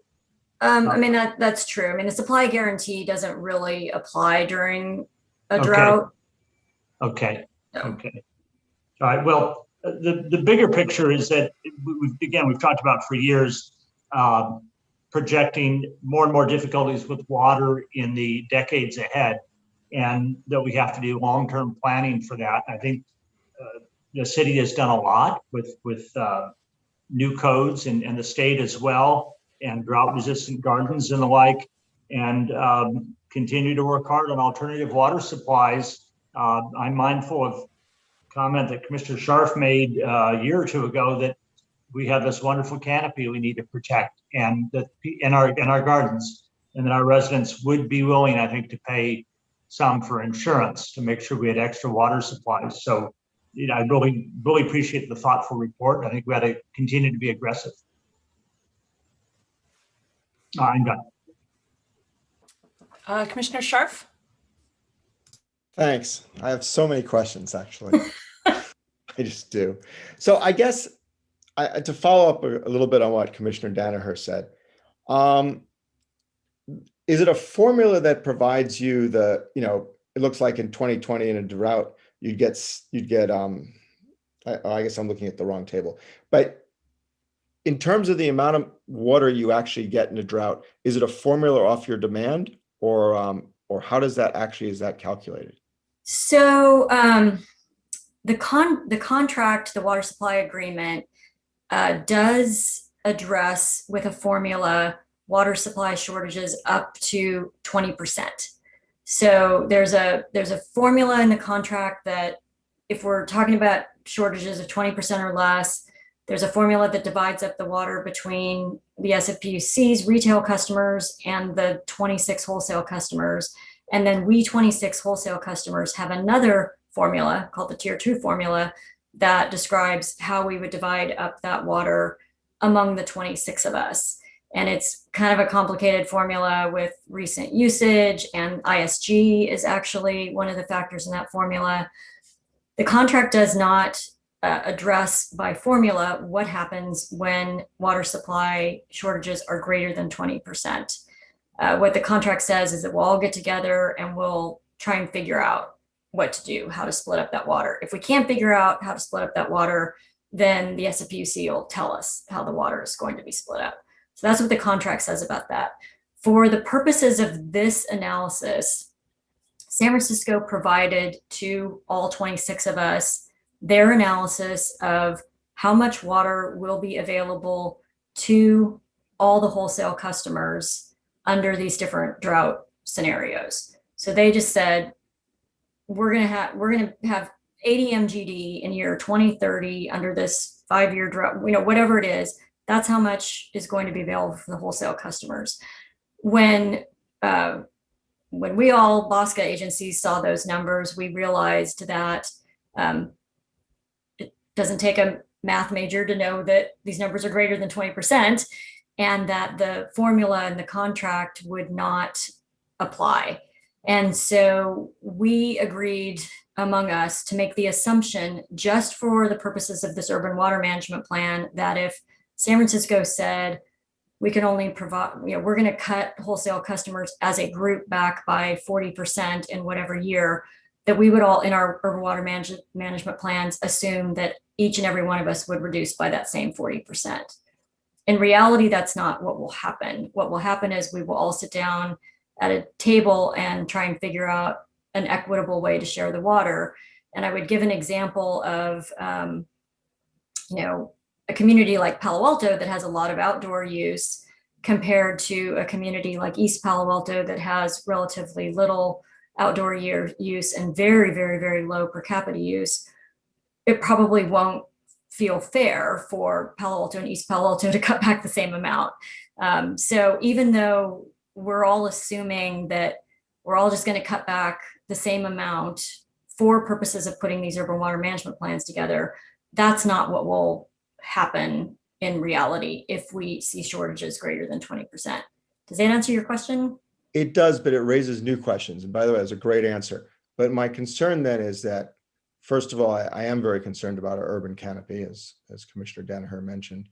And what you just implied is that we may be willing to cut back more than the 50%, which is sort of unacceptable to me.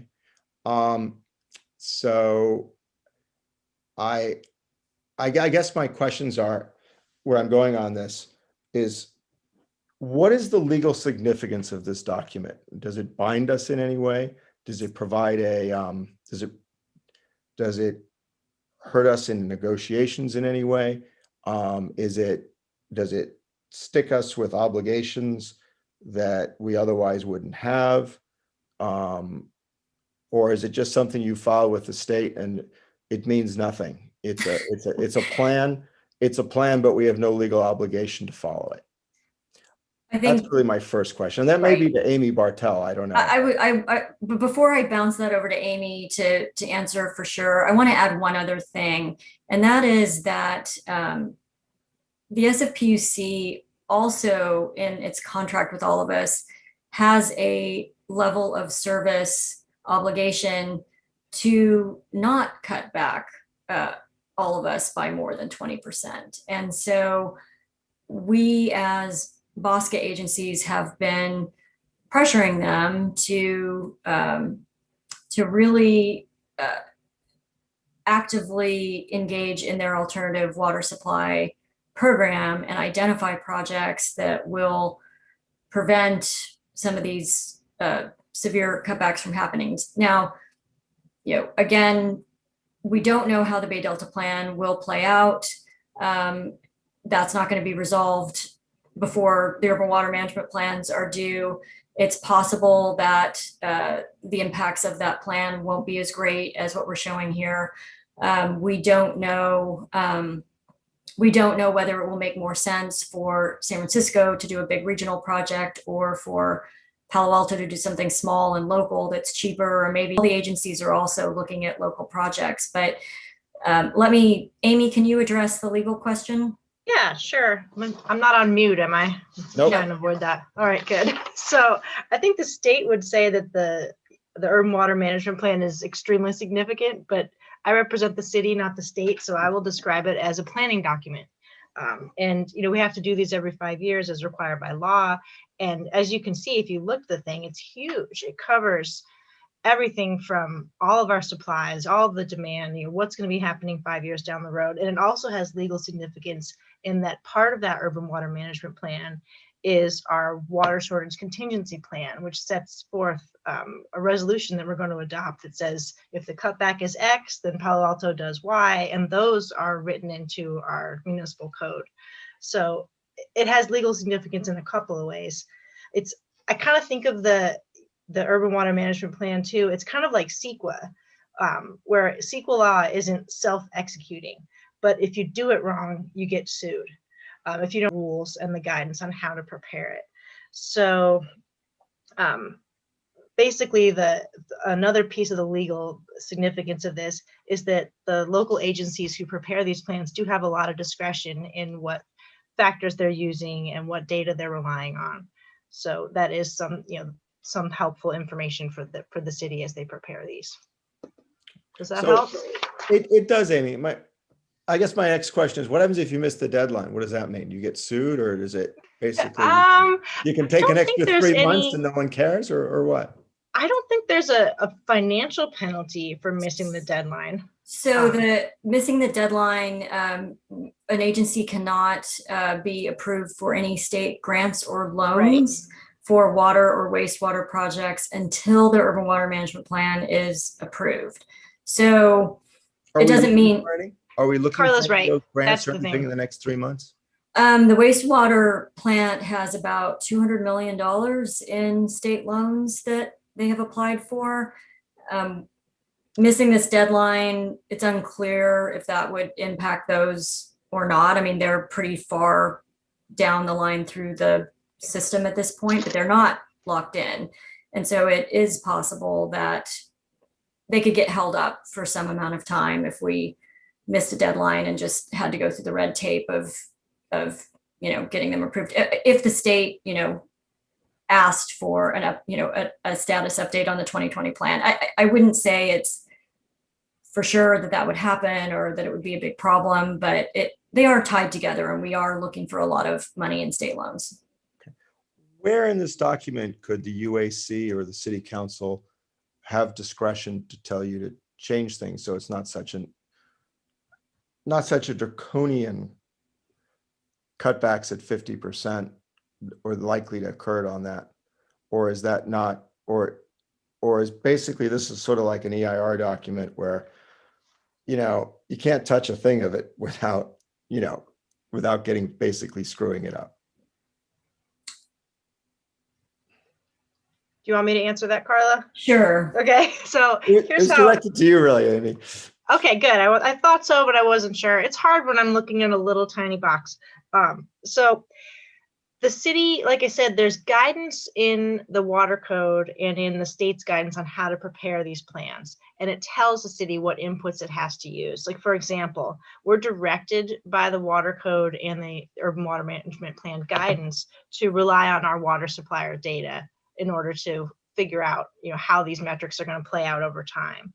We also have the discretion to use any reasonable data that makes sense for us. In Palo Alto's position, like Carla pointed out, the city's only supplier is SFPUC, so we use their data. It kind of becomes a logical choice. So, and you'll see when you flip through the plan, every single section of it has a water code site saying, water retailer will consider X, Y, and Z. You have to include this type of data. You have to compare it to that type of data. So we have a lot of discretion, but we also have a lot of requirements on what inputs we put in there. Okay. It's sort of my concern is it just seems so draconian. It's interesting because you listen to Peter and Peter's like, it's never going to come to that. That's why you should support the Bay Delta plan because, that's not the amount of water you're going to lose, basically. You listen to the SFPUC and, we could go below a 50%, a greater than 50%, cutback. And, some of the things I was thinking about is, I know when I talked to like Gary Kremen over at the Water District, he's like, we'd buy all the water we could from you. I've always wondered why we don't have, and I think we do have some interconnects, but why we don't have arrangements to sell our water. We, like, for instance, why not take our entire 18,000 every year and sell the rest to the Water District? I gather we'd probably make money on it doing that, and then we'd have a higher supply take. Yeah, we're not allowed to do that under the contract. No, Okay. we can't do that. We can do transfers with other wholesale customers, but we can't turn around and kind of flip our water to a different agency. So we can't sell the water. That's clear, right? It depends on who you're talking about. If it's Well, to we can't another even- wholesale I mean- customer, we can do a contractual transfer, and that's provided in our water supply agreement. But but why wouldn't Valley Water be a wholesale customer, or not a wholesale customer? Is that it? They're not, They're another agency. right? And they're not I on the mean- list of people we can sell to. Right. And even among the other wholesale customers, we're not selling, we can't sell them water, but we could sell them part of our ISG, Entitlement. which is a right to purchase more water from That we citizens. shouldn't do. That we should never do, right? Because then you get less water overall in a drought, right? Which is the big issue. Right. Right. ISG is a factor in these formulas for the tier 1 and the tier 2 and that type of thing. Right. That was my sense. Although that might be renegotiated and it may not be in the future, but anyway, yeah. Well, yeah, but until that happens, right? And I mean, I don't know the intricacies if we could, basically say we're not doing that or how this works at Bosca or whatever. I guess the question is, I thought you said we were going to buy a little bit of water or some water from Valley Water District, right?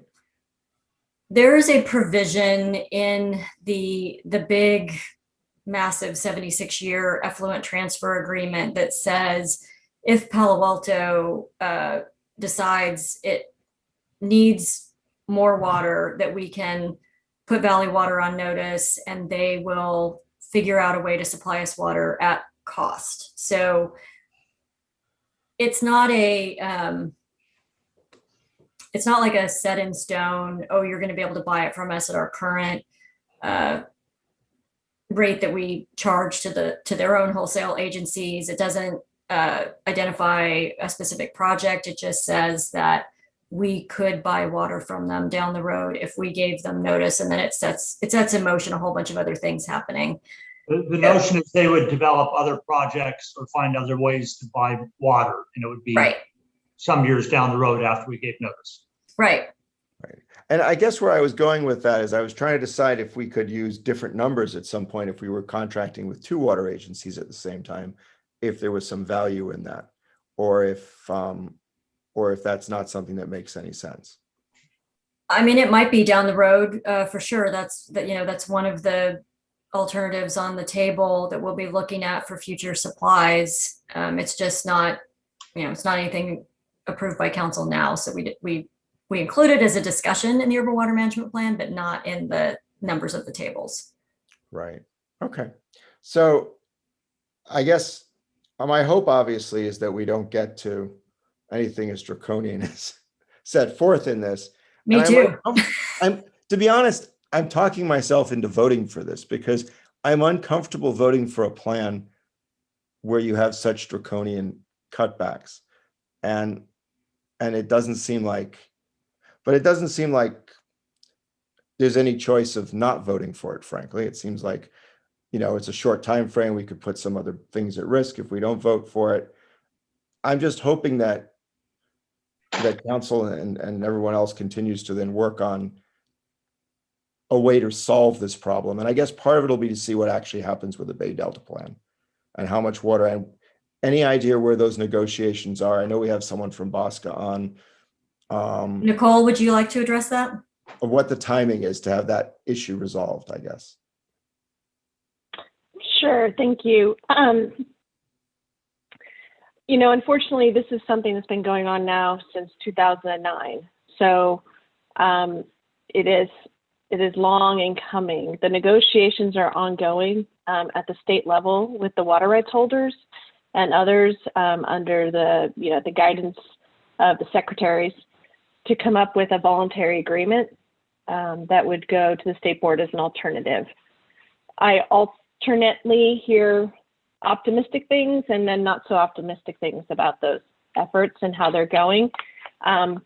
But there is certainly a lot of focus on it right now, especially in light of the current drought conditions. And I think also the fact that in this service area, at least, all of you are dealing with the implications of the adopted Bay Delta plan in your urban water management plans. So there's a lot of focus on it from that perspective.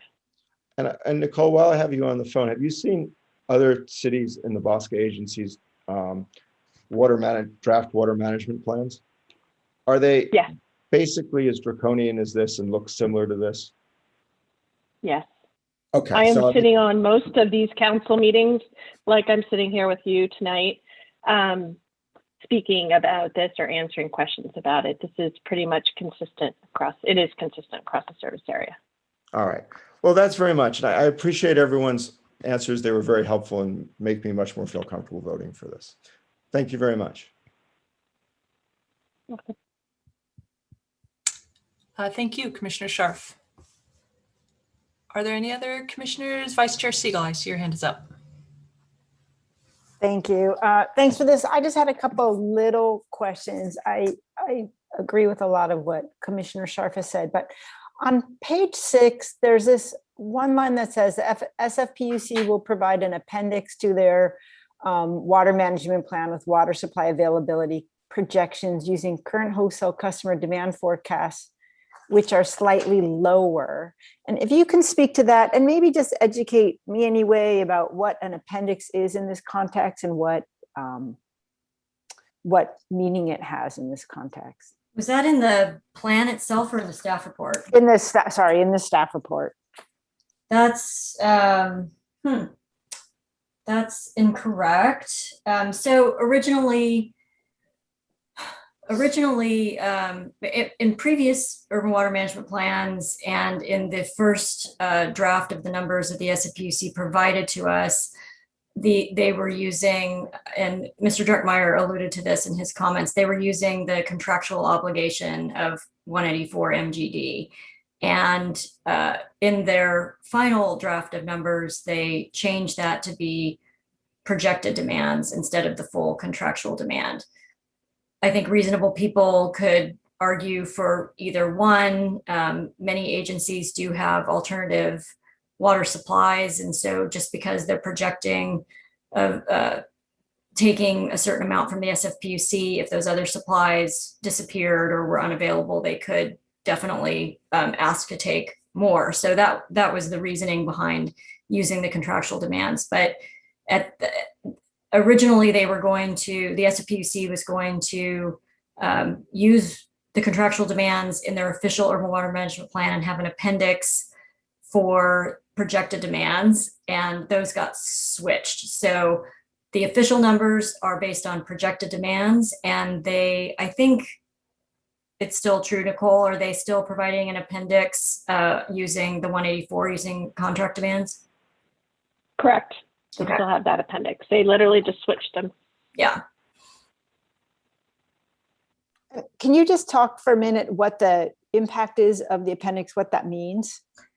So, I mean, if the SFPUC is assuming demands, if they're planning in this planning document for demands all the way up to what they are contractually obligated to deliver, then the cutbacks that would be shown would be deeper, because the available supply would be a smaller percentage compared to contractual obligations than it is compared to projections. So the numbers in these tables would be bigger if the SFPUC were assuming that they might have to provide water all the way up to contractual demand levels. What they decided to do instead was use all of our projected demands to come up with these numbers. And so therefore the percentages are a little bit smaller, not drastically, but by probably at least 5%. So, I mean, that's significant when you're talking about asking people to cut back their water usage. 5% makes a big difference. So they have two different tables, but what does that mean? I mean, what's done with that? Why have the appendix? What are the implications of that? That's what I'm trying to understand. I mean, the official number, we can all only submit one set of tables to DWR. So there is only one official submittal, but agencies can provide other information in their urban water management plan documents. And the SFPUC has chosen to provide another scenario that shows what would happen if they had to meet their full contractual demand. Okay, I think I it's just more grim is basically what you're saying, right? Yeah, yeah. Okay, and then a total different knit, but I'm just wondering if we've ever thought about doing any like home efficiency genie for water, to help to go into people's homes and yards and figure out ways where they can recycle or something. Yeah, I mean, the Valley Water does provide a fair number of services to our customers around home efficiency. There are do-it-yourself water efficiency kits that can be sent out. Also, the landscape replacement program involves someone coming out to the house. They'll also check sprinkler systems. So those services do exist already and are available to our customers. And the Genie, Jonathan, are you on the line? The Genie does also do some water analysis too, don't they? And just so I can be specific before you answer, Jonathan, I'm thinking more about less obvious things like, wells and gray water and whatnot. We do, we do offer laundry to landscape rebates, and there's a lot of how-to available on Valley Water's website around that. Okay, I think, can you summarize one more time? I think I lost the thread of the question. Does the Genie also give water advice? The Genie, I don't think is heavily focused on water advice. They'll typically refer to the, they'll typically refer to Valley Water for that. Yeah. Thank you.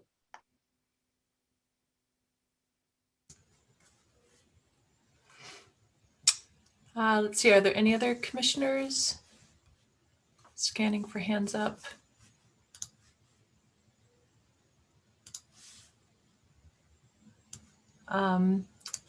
Let's see. Well, I'll ask my questions then. So I've been clicking madly here to get to the document, which is the water shortage contingency plan. If I understand correctly, here it is. That's, to continue on Commissioner Scharf's line of questioning, sort of like, what about this plan matters? And is binding and versus not. So if I've understood correctly, for example, any infrastructure project that the city might be considering in future years, the city would be free to update its demand projections, and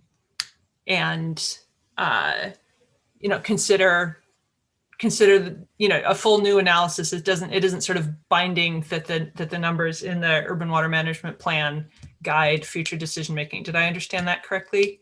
That's correct. That's true. But the contingency plan, if I also understand correctly, really is laying out if for whatever reason we are required by a state emergency order or by the SFPUC or what have you to cut by some percent, like this is how the city's going to do it. That's true. Although I'd say a couple things about it. One, we've given ourselves a lot of leeway in our water shortage contingency plan with actions that we can take, but aren't holding ourselves to take.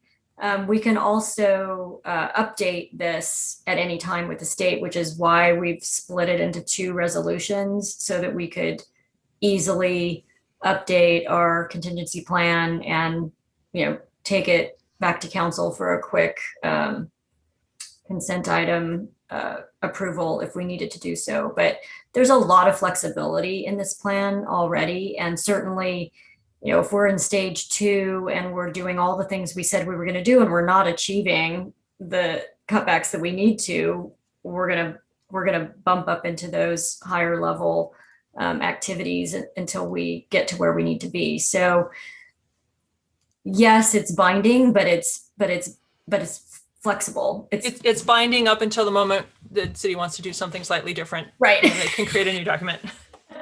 Okay. But for what it's worth, I think I found what I was looking for. It's page 110 of attachment C, table 24, this WSCP summary. Mm-hmm. And it's got the stages across the top.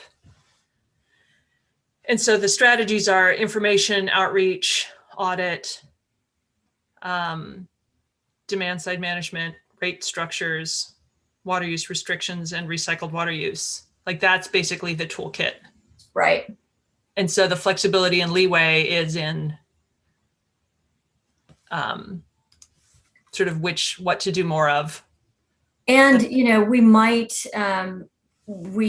one scenario that I could see updating this is if we decide to invest in groundwater operations and being able to rely on that supply during dry periods. That would be something that it does require some investment. So we would do the feasibility study, do the design, take something to council.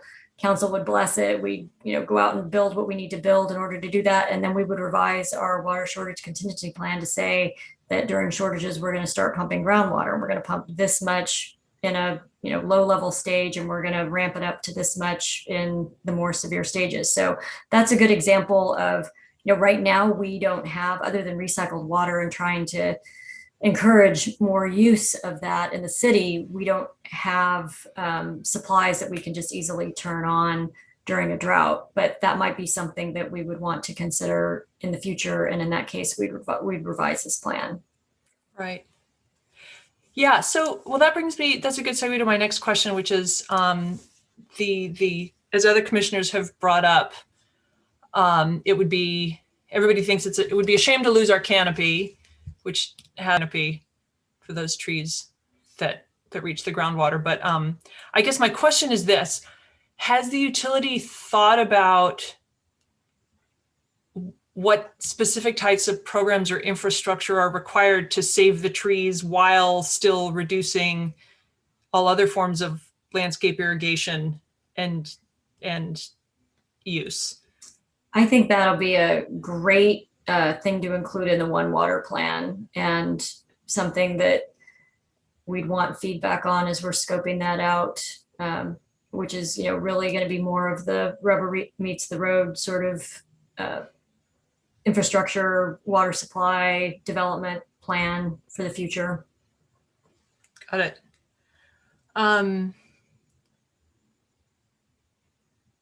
Great. Well, I think that's about it for my questions. Are there any other commissioners that want to weigh in or ask something?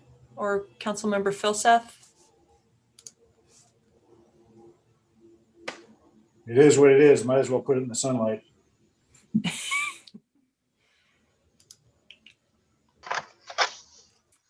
All right, well, does anybody want to put forward a motion? And since there's sort of two parts to it, maybe we should do each separately.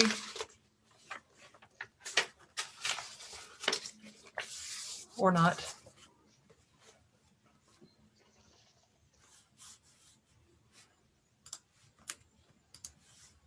I'll move approval of the recommended motion. All right. Do we have a second? Seconded. Was that you, Commissioner Smith? It is. All right. Okay, get my list of names. Vice Chair Siegel, Approve. Commissioner Danaher, Approve.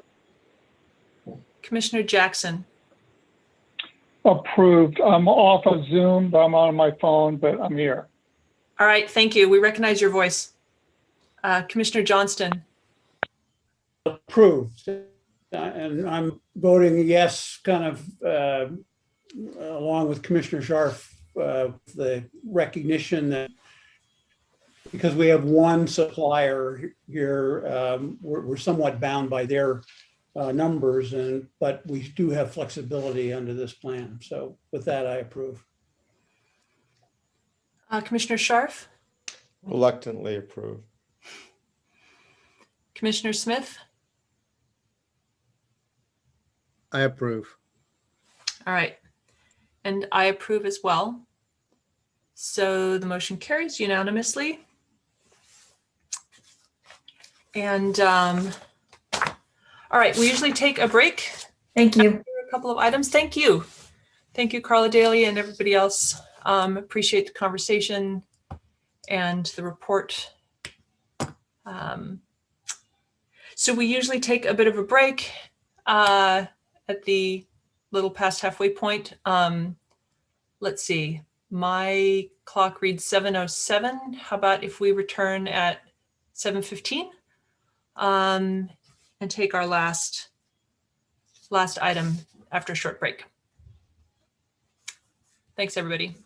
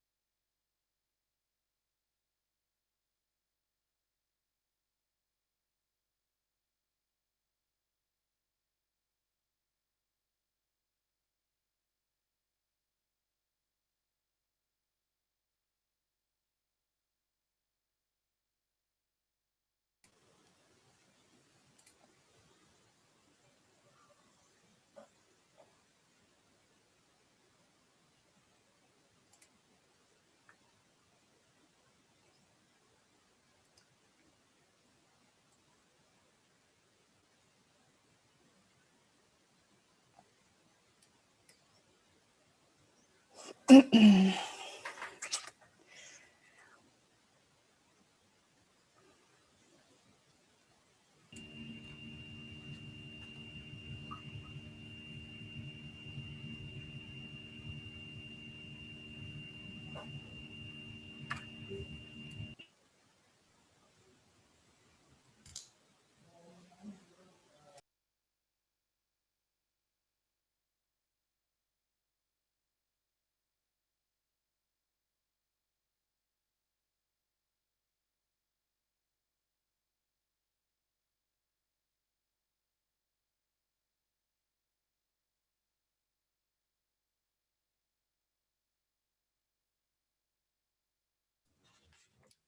right.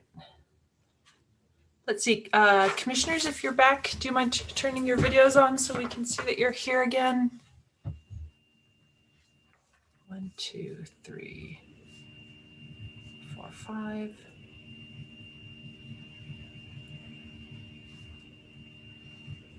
Let's see, let's give Commissioner Smith and Jackson just another moment. Actually, I guess Commissioner Jackson doesn't have video right now.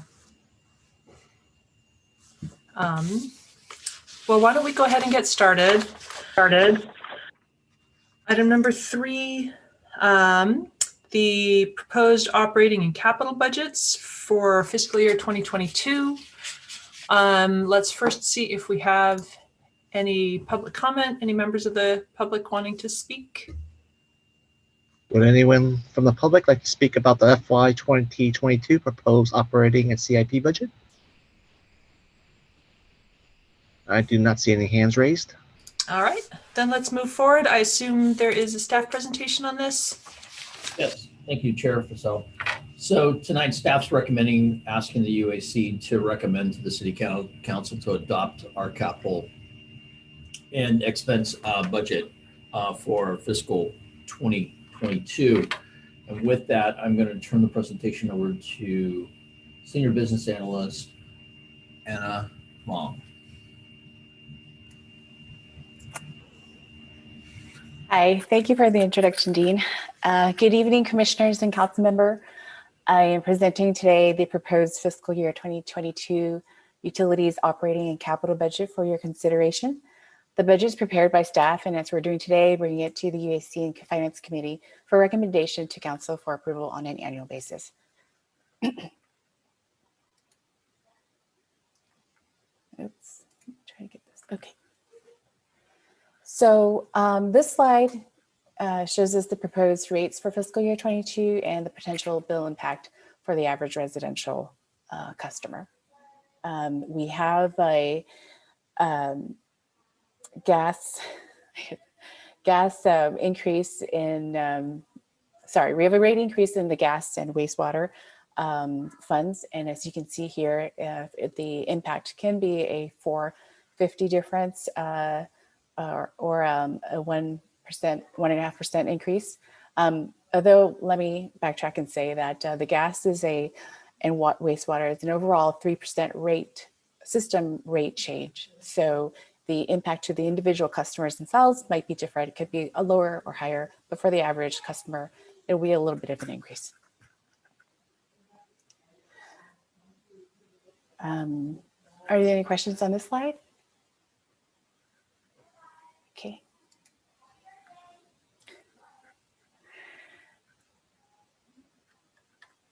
So for these next 2 slides, we're going to highlight the accomplishments in fiscal year 2021 and initiatives planned for fiscal year 22. There's a lot here on the page, so I just want to speak to a few of them. So for the Caltrain modernization project, we replaced about 28 poles at 10 Caltrain crossings and raised the poles between 5 to 15 feet, depending on the number of attachments on the poles. In addition, we've completed the high-level fiber network design and fiber to the home business case, and we'll be bringing staff's and UAC's recommendation at the upcoming May 24th council meeting. So if you're available, we welcome your participation. Oops, sorry, moved too quickly. Oh. Okay. We also launched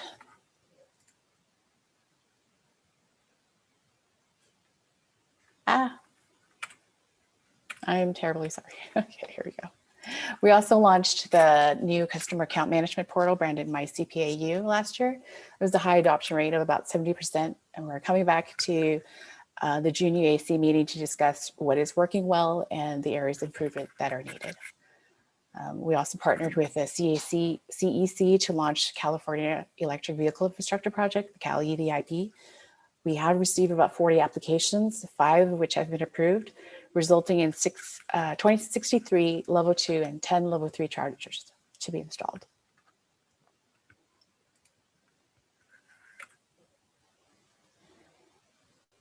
And then for the fiscal year 22 initiatives, again, lots on the page. So I'm just going to highlight the AMI project, along with a couple others. We're currently in contract negotiations with the vendors for the AMI project. Staff will provide an update to UAC in July, which includes the project cost, timeline, and staffing plan. And that's the bullet here that says begin testing in case testing phase and pilot of advanced metering infrastructure. Okay. And we'll complete the phase 3 cross-border program. Phase 2 of the cross-border program, phase 2 of the cross-border project ended prematurely due to pandemic restrictions. 500 of the laterals were completed in phase 2 before the COVID shutdown. There were no cross-bores found in that during that inspection. In phase 3, the plan is to inspect about 1,500 laterals that were determined to be the highest priority from the remaining 2,760 laterals that we have. We're also going to be pursuing a new outage management system, as Dean had mentioned earlier, one that will have the features that we, hopefully, with the features that we need. And there's also going to be a citywide physical inspection of the electrical distribution system to help us identify and prioritize the electric system improvements. Any questions on this slide? Okay, cool. All right. So I think you can safely assume we'll interrupt you if we have a question, so you okay, can cool. keep going. I'll just keep going. All right. Okay. And this slide here shows us the sales impact as a result of the pandemic and compares it to an average year. When we have here, the average year is 2018-19. Electric is 10% below average, mostly in the commercial sector. Gas is about 5% below average. See this dark line here, and it's also in the commercial sector. Water is 10% above average, primarily in the residential sector. Looks like maybe it's due to increased usage due to low rainfall, and maybe folks working remotely. Okay. So now we're going to move on to the individual funds. I'm going to start with the electric fund. And here are the page numbers to follow along with the attachments. So in fiscal year, so for electric program, we're not proposing a rate increase this year. Instead, we'll be drawing down on reserves to the minimum guideline levels. Expenses are increasing about 10 million. This can be attributed to commodity costs for spot market purchases. We're also projecting a 15% lower hydro supply than prior year. We have the low carbon fuel standard program that was established last year, but it wasn't budgeted in fiscal year 21, and it is being budgeted this year in 22. So it kind of stands out this year. And same for revenues, it's increasing about 10 million. That comes from net sales. We are projecting a slow to moderate recovery. And just like the expense side for the low carbon fuel standard program, we're also programming the revenues that we're expecting for that program. There are one reclass request for supervising electric project engineer to senior electric project engineer. This increases the supervisory capacity to oversee large projects in the electric engineering group. We're also reallocating a utility supervisor from wastewater to electric. With the limited number of crews that we have, we are augmenting our staff with contractors. So there is a need, there is a supervisory need to oversee the electric line inspection and contract construction work.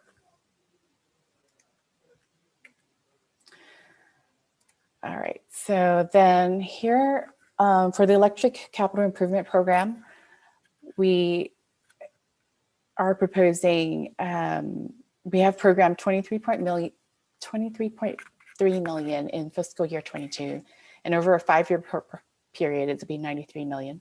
The CIPs are planned and executed to continue providing reliable service to our customers. There is a reprioritization effort underway and may change what the 5-year plan is that we are putting forward today, but we will, and during this effort, we'll take, other factors such as the outage information into account. We should complete this task by the end of summer or early fall, and we come back with the changes to the program at that time. But let me also just highlight some of the projects here. The Foothills rebuild, there is 2 million programmed in fiscal year 21 and another programmed in fiscal year 22. The total project estimate, though, is about 10 to 50 million, and over a 5-year period. We'll be adding that to the 5-year plan next fiscal year and next budget cycle. The substation physical security, this adds on-site security elements such as lighting and cameras at all the substations. Rebuild underground District 15. The area is bounded by Los Palos, Glenbrook, Pomona, and Arastadero. So we'll be working on the electrical wires and substructure that was installed back in 1973. We'll also be working on the Coleridge, Cowper, Tennyson conversion. It converts the primary distribution line in the area from 4 kV to 12 kV, increasing the capacity in that area. We have a new project this year, or this coming year. It's the Colorado Distribution Feeder Outlet. This is replaces and redesigns the distribution feeder cables and conduit duct bank from Colorado substation to the other substations. Okay, and that's it for the electric slides. And I'm moving on to the fiber fund.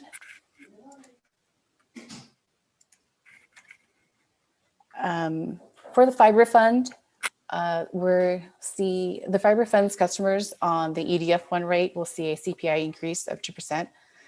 That really comes out to about $19,000. The EDF1 rate was a promotional rate that was established in 2009. Customers typically move off of that rate when it becomes more cost effective to them. So the expenses is decreasing to the fiber optics project being placed on hold. The fiber backbone rebuild is going before council along with the fiber to the home business case on May 24th, and we'll get new direction from the council on where to move forward with that. The revenues correspond with that CPI, well, sorry, let me back.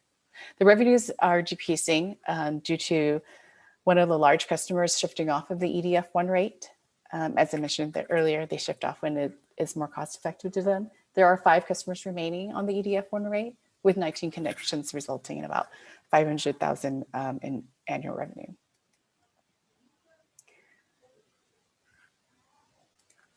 And next is the gas fund. The gas fund is proposing a 3% rate increase. We did note that there was an error in the commodities in the expense reporting this year. So we double reported the carbon offsets for about 1.6 million, and we'll be correcting that during the adopted budget. So the commodities are actually increasing by 2.4 million due to rising supply costs, such as transmission rates, carbon offsets, and cap and trade allowances. And that also and the revenues corresponds with the rates increase that the revenues we're receiving corresponds to the rate increase, as well as the pass-through costs of the commodities.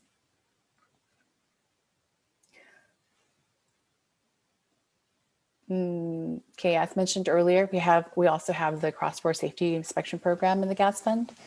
And in the CIP, we have the gas main replacement 23 that has just started, and it will continue to the first half of fiscal year 22. The proposed budget for CIP in fiscal year 22 is 5.8 million, and the 5-year plan is 35.2 million.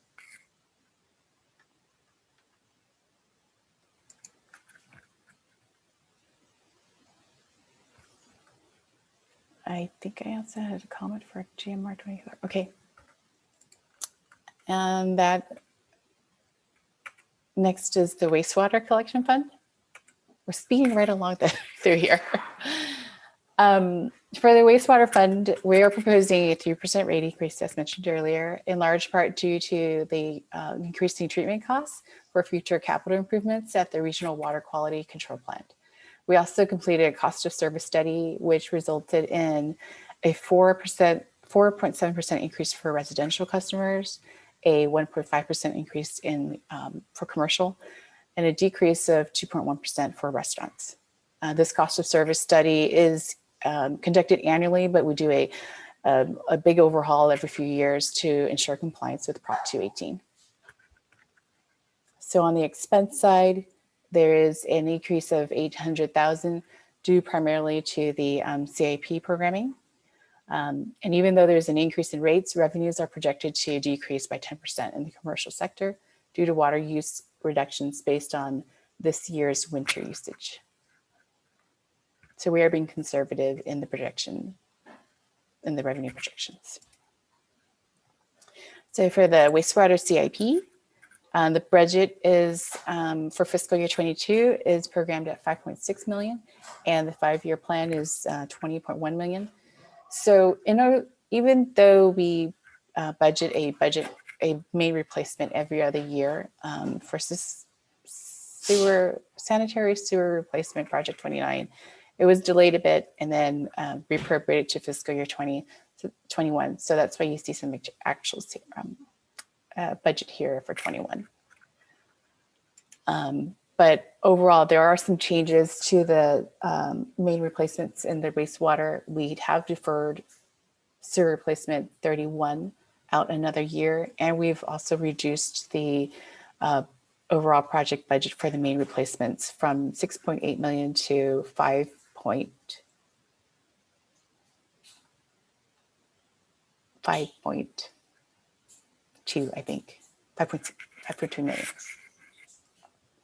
This is to keep the rate increases at a minimum or a smaller increase. Okay. All right. So this is the last fund, the water fund. There are no rate increases proposed for the water fund due to healthy reserve levels as a result of delayed CIP projects. There is an increase of 1.6 million, and that can be attributed to commodity costs. So commodity costs appear to be increasing, but this is difference compared to the fiscal 21 year adopted. The adjustments were made in anticipation of the COVID-19 impact, but we are still seeing the usage at the prior year levels prior to COVID-19. And so we'll also see a similar increase in revenues as well.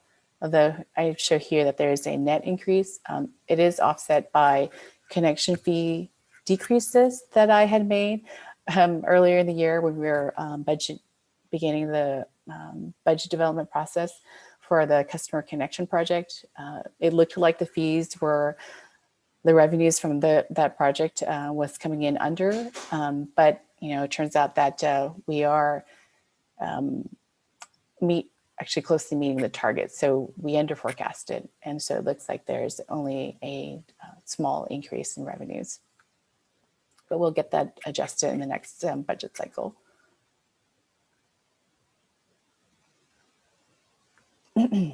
So for the CIP, for fiscal year 22, we have programmed 14.9 million, and over the 5-year plan, it's 61.6 million.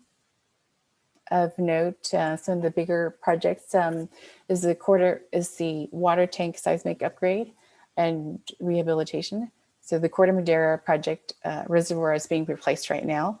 We've demoed the existing steel tank and building a new concrete tank. It's scheduled for completion in March of 2022. And also in the 5-year forecast, we budgeted about 7 million each for the 2 remaining reservoirs to be seismically upgraded. However, after further analysis, we are heading toward the rehabilitation path rather than for replacement.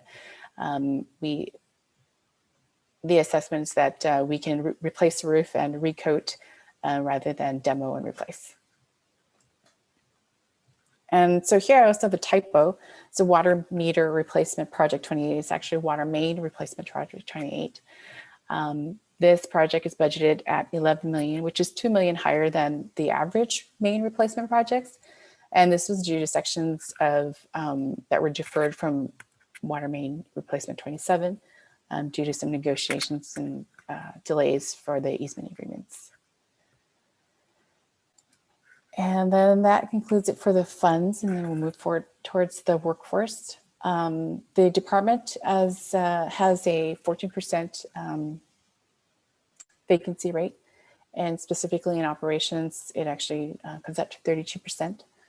We are aggressively working on these hiring challenges that we have, but we are still facing, recruiting challenges for qualified candidates due to the competition we have in the Bay Area, as well as mainly actually the West Coast, and the high cost of living in the Bay Area. In this budget cycle, HR is reallocating 1 FTE to utilities dedicated to recruitment. They're also partnering with outside recruitment firms to increase market exposure and candidate pools. Additionally, in our postings, we try to build more flexibility depending on the position.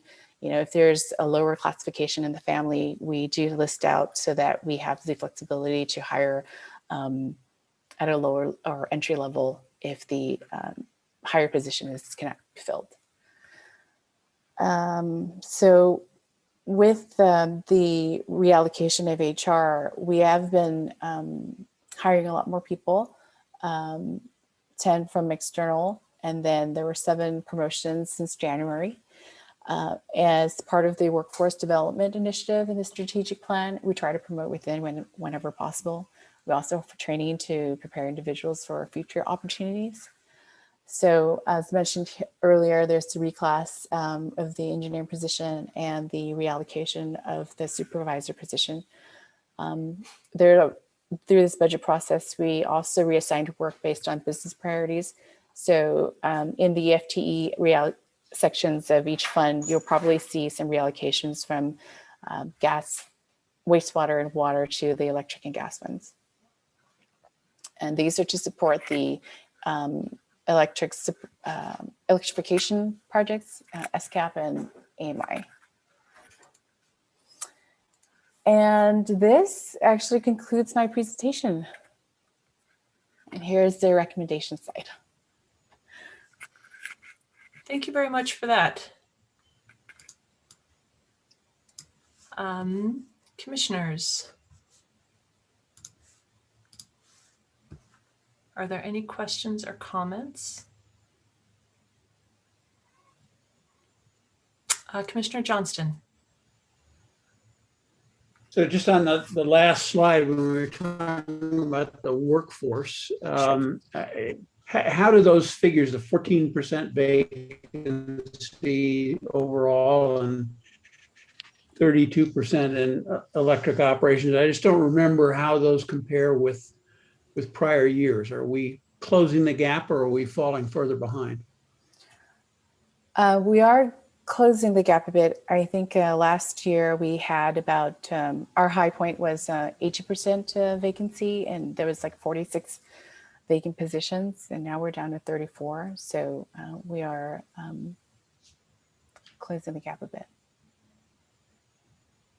Okay, well, that's good to hear. The other question that I had was just on the staff report on page, it's numbered page 60, which is the enterprise funds summary. I guess I was startled to see that only 2 of these funds show a net revenue over expenses, and that the delta overall is quite significant. And I know we have wrestled with the rate increases and wanting to keep them down, but I just wonder if we're comfortable with that running at that level of deficit. Can I defer to Dave on that question? Sure. Yes, thank you for the question. Yes, we did debate this internally about what rate increases we had, and also to balance out with the pandemic and the situation with the community. So, but we are comfortable with the current rates we're proposing. We believe we do have enough reserves to hold us over for another year, and we have reduced CIPs as needed to cover those differences. So we are drawing down from reserves this year. We are aware of that. And we are projecting rate increases in the outer years to replenish those reserves. So basically, we're going to be living off the reserves this year. For this year, yes. But we plan to replenish in the next few years with minimal or up to 5% rate increases is what we're projecting. And hopefully if the situation does recover sooner, then our reserves will be replenished sooner than we had planned as well. So we're hopeful. Okay. That was my question.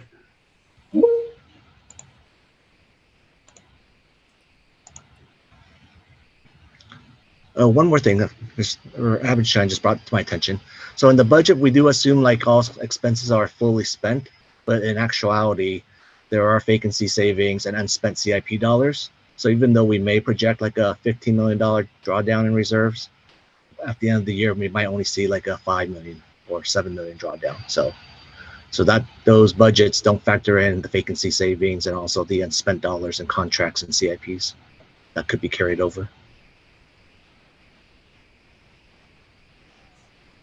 Okay.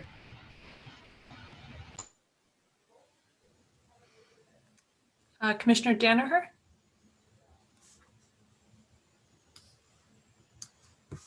First, thank you, Commissioner Johnson, for that question. I had the same question. And I said to be more comfortable borrowing less against the reserves this year, but I'm not going to make an issue of it. I have a secondary point on page 335 of the attachment, the electric fund. It's got key performance measures, and environmental sustainability is one. And it has the percentage of retail electric sales provided by renewable supply resources under long-term PPAs. And it shows us at FY 2020 at 37%, and 21 estimated 25%, 22 estimated 44%. And that's correct and accurate and wholly misleading to anybody not skilled in the art here, because it doesn't include our hydropower. And I don't know if we get also renewable resources that are not under long-term PPAs. But in the finance world, you have GAAP accounting, and you often present non-GAAP measures as well. I'd like this report to show another line that says percentage of retail electric sales volume provided by hydropower in a long-term contract, so that we have both percentages, and then to show a total. And so we'd still be complying with the with the requirement to show our RPS, but then we'd also show a more accurate picture. And by the way, we may need a line to show percentage covered by offsets. I think that would be important as well. that we've had this discussion at several times about how we present to the public what we're doing with this, and to say that Palo Alto is 25% renewable energy is really misleading and does us a disservice. You know, Dean, I don't know, is that a problem for the staff to write it up that way? Or Anna, I don't know if it asked you, but. I am not sure, but I think we can. So I think there was an initiative to change this power KPI to provide 100% carbon neutral power. That probably includes the hydropower, but we'll look at this in addition with two of the other KPIs here listed in the budget book. And okay, so let's include hydropower and offsets. Yeah. Let's you know, show our good face here. Sure. Yeah, if I could just add to that, I agree with Anna. I think that, you know, we can show that in there and break it out by what you're asking, Commissioner. I think also too is that, and we'll check with OMB on that. I think also if worst case scenario is that we can always put a footer on the bottom of the page, we'll foot it. And but I don't see why we shouldn't be able to add it as part of our KPIs. So we'll have a conversation with them. Okay, good, great. I appreciate that. I think it reflects the good work of Palo Alto and the staff. Thank you.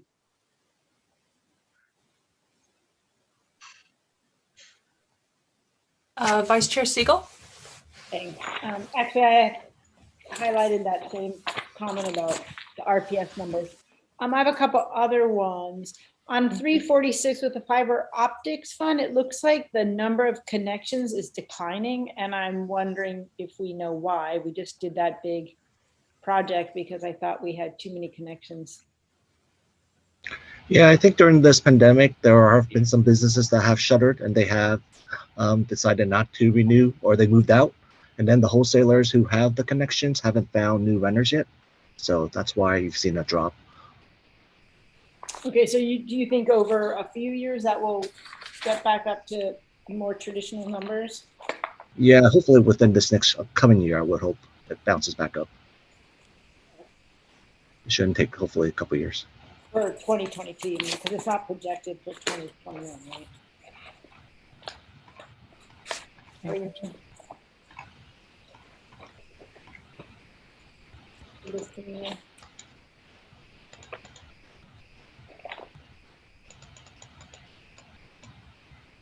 Even 2022 is at whatever one is still below. So I think there's also a reporting change. I think previously we were including some inactive accounts in the total count before in the higher 90s. I think we try to true it up this year. So some of it is reporting change and the other one is because of move outs. okay, that makes sense. And a couple other questions on page 337 under the outage, under status where it reports the outages, and it says as of April 21, whatever, there are 22 outages and 12 were storm related and 6 were non-storm, and it suggests that it was equipment failures throughout the distribution system. That probably doesn't talk about the one that was a human error. But my bigger question is, that sounds like a lot of outages to me. So maybe the question is whether it is. And then the second question is, both of those causes sound like potentially ongoing problems. And back to our discussion from earlier, are we putting in enough money into the system? And the storm ones, you know, all climate projections are storms are going to be more fierce and probably more frequent. And so it'd be, you know, are we planning for that now? That's my next question. Sure. Go ahead. So as I mentioned earlier in the outage portion of it, I think that that's one of the reasons why we're going to be looking for a a contracting firm that will be able to actually go out and do a full 100% walk out of the electric system. The other thing, what we're doing is that we are looking at that piece of equipment. We sent out the transformer portion of it to take a look at it from a year perspective. We know that we have other transformers in that year, so we want to find out exactly what went on with that transformer. If we can find out, there may be a proactive approach then at that point to actually look at that year and change them out if the same size. Okay, so that makes sense for some of the equipment issues. Will they also be factoring in potential storm impact and what that means for the system, or is that a separate evaluation? I don't even know if I can evaluate that, to be very honest with you. I mean, one of the things I can do is, one of the things we would ask them to do is to look at tree vegetation. We work with Public Works. Part of our budget is about $1 million that we give to Public Works to do tree trimming for us on a yearly basis. They actually do a fairly good job on that, but the storm related portions of it, I'm not sure, other than nearness to down trees, areas like that, I don't know what else we can do with that. I guess I just raise it. I guess if those were caused by trees, and that seems like an obvious thing to look Right. at. If they were caused by other aspects of a storm, water, whatever, wind, then I guess that would be something to think about. Well, part of the evaluation portion of it would be taking a look at, some of the construction that we do have, where you see the pole and what we call a cross arm that goes across the pole to make the T on it. You'll see that there's one side that has 2 wires on it, one side has 1, and there's what's called a pin that goes into this 4x4 post, was basically what the cross arm is. But those pins are made out of wood, and that's an old style of construction. What we need to do is we need to identify that. After a period of time, those pins get loose just from being in wear and tear of the wind, as well as they will start to rot, just like a pole will. And so what ends up happening is those pins will break off and it'll shift the line and causes outages. So that is one of the areas that we want to look at. One of the other areas that we are looking at is that we have quite a few splices in our lines in some areas where a line had been maybe struck by a tree, or maybe it was the end of the reel of the wires that were being put together. And these items are called butt splices, and they actually pull the wires together and they're crimped with crimpers. Well, we've actually seen some failures with that. So we want to go and look at that as well too.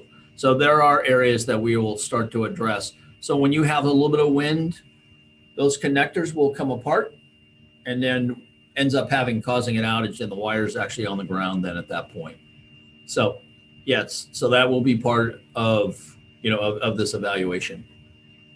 Okay, great. And then my 2 other comments was customer satisfaction seems a little down. It wouldn't surprise me, between more outages, the communications we talked about before, but hopefully we can bring those back up to prior levels. And then my last sort of thought, and maybe this is food for thought, I don't know, is it seems that each time we talk about employment, we have a challenge with line workers, and we've learned recently system operators. And I'm just wondering if there is any kind of possibility for some regional collaboration, I don't know, maybe with the community college, to have some kind of course so that each utility isn't sort of, out there on its own trying to train these skilled positions at, competing for limited talent, but finding a way to maybe have a program that we can share, and maybe we get funding from the state. I don't know, but it just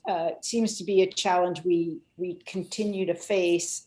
We could throw money at it in terms of salary, which may be an answer as well, but I know we've also had the risk of people leaving after being trained. So I just thought some kind of greater collaboration might address some of those issues. So I don't want to sound cavalier to this, but Santa Clara doesn't need a training group at all. Santa Clara takes our people.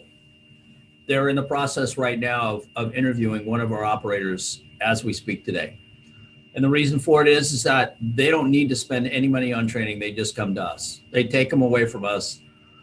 Part of it is monies. Part of it is benefits. Part of it is closer to home when people live down in the South Bay. It's a sad situation. And so we end up being the training ground. Now I've had conversations with other members of NCPA that if there's a possibility that we can do some collaboration on some training for operators as well as linemen, because the rest of the folks in the NCPA family are having the same difficulties trying to find linemen. They're also finding the same situation that we have, is that when they have gone to the college up out of Oroville, they've hired these young folks. They go through their apprenticeship and then they end up deciding to leave because they want to go back home, meaning that you could get somebody that is up at the lineman's college that's from Montana. They want to go back after they get their apprenticeship. And they're finding the same problems that we had when we were using the college for the line college, that if there's a person that came, we lost to some time ago to LA. They came from LA, they went through the college, we picked them up, we gave them a 4-year apprenticeship, they became linemen and they left us. So that's why I really truly believe what we need to do is we actually need to hire within. It's already been established that all of us live in an area, we already know what the cost of the living is. Yes, it takes a little bit longer from that because we will start seeing folks, and we've already seen this happen, where they're coming from the water, gas, wastewater side and moving over into the electric side, but they're established already into the area. It is a little easier for us to find folks on the water, gas, wastewater side. The training programs are not as long. You're able to actually get them out in the field right away and start being productive with the crews. On the electric side or in the operational side, it takes them a little bit more time to go through those apprenticeships. So, but I'm having conversations with others around, if there's a way that we can look at possibly sharing some costs to do some in-house trainings. You would hire somebody, like we just hired the 2 individuals, but send them to something that has some type of training for them. So we are looking at that. Thank you. Commissioner Smith. Thank you. Can I just confirm that the sale of the bucket wrecks that we authorized last year is being reflected in the 8.9 million other revenue? I'm referencing, it looks like page 60 of the appendix. Is that where the sale of the wrecks are being recorded? I recognize it won't be the full value of the 4 quarters that we authorized, but 8.9 sounds about right. I just don't know where it's being recorded.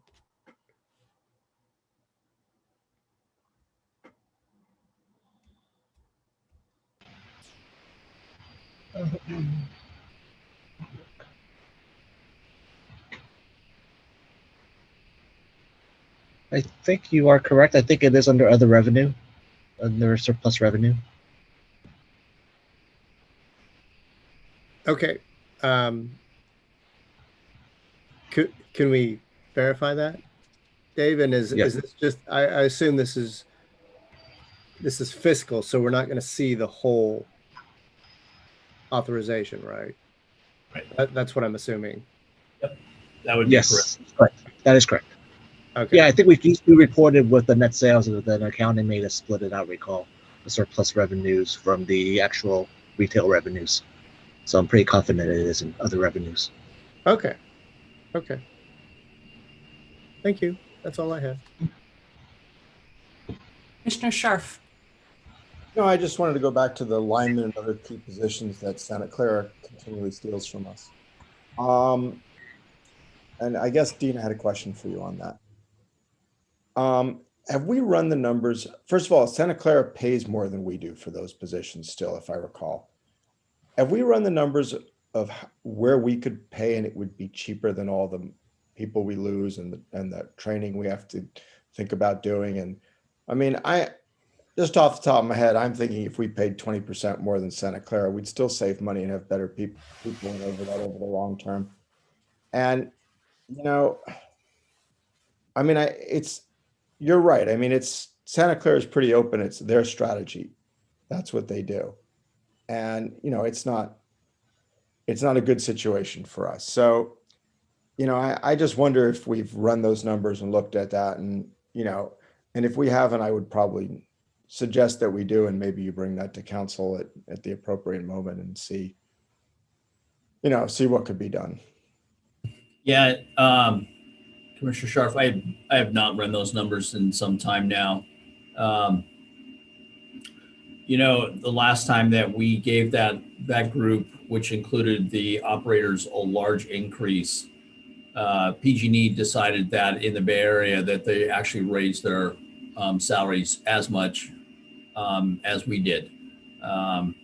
So because they had heard scuffles through their line sections that we're going to move on because, you know, Palo Alto's making this much money and we're only making this amount of money. But we'll never be able to compete with that portion, but we should be able to compete with Santa Clara to stop that, because that seems to be where the majority of our folks go to. Right, because I mean, the PG&E people are not as invested in PERS. I mean, you're not. Right. I mean, you're not going to leave and go to PG&E until you have enough time in PERS. Then it's a great job, right? Then you get to double dip and all that kind of stuff. But I actually think we should make a concerted effort to. I'll tell you that this has been an issue since 2010 when I joined the council. Heard about this every year since. And I actually think we should basically stand up to Santa Clara and just, you know, pay more than them on these issues. Well, I know that last time that we gave the 20% increase that we did, we were still at that period of time, we were still about almost 5.5% below them. Right. So I'm sure that, you know, we're still behind them. I don't know how much, but, you know, it's something that we can look at. Yeah. Anyway, it's just a thought. I mean, labor negotiations are clearly the purview of council, not the UAC, but it was just something that I know I've lived with since 2010. And it's sort of insanity to do the same thing over and over again when it doesn't work for a decade. Right. Making a 20% increase and not meeting the competition doesn't impress me either. So we got to be aggressive. All right. Thank you. I do want to make one correction to Commissioner Smith's question earlier about surplus revenues. I was mistaken. That isn't the net sales figure. I think we have a separate GL account for accounting purposes, but for budgeting, it rolls up under net sales and not other revenues.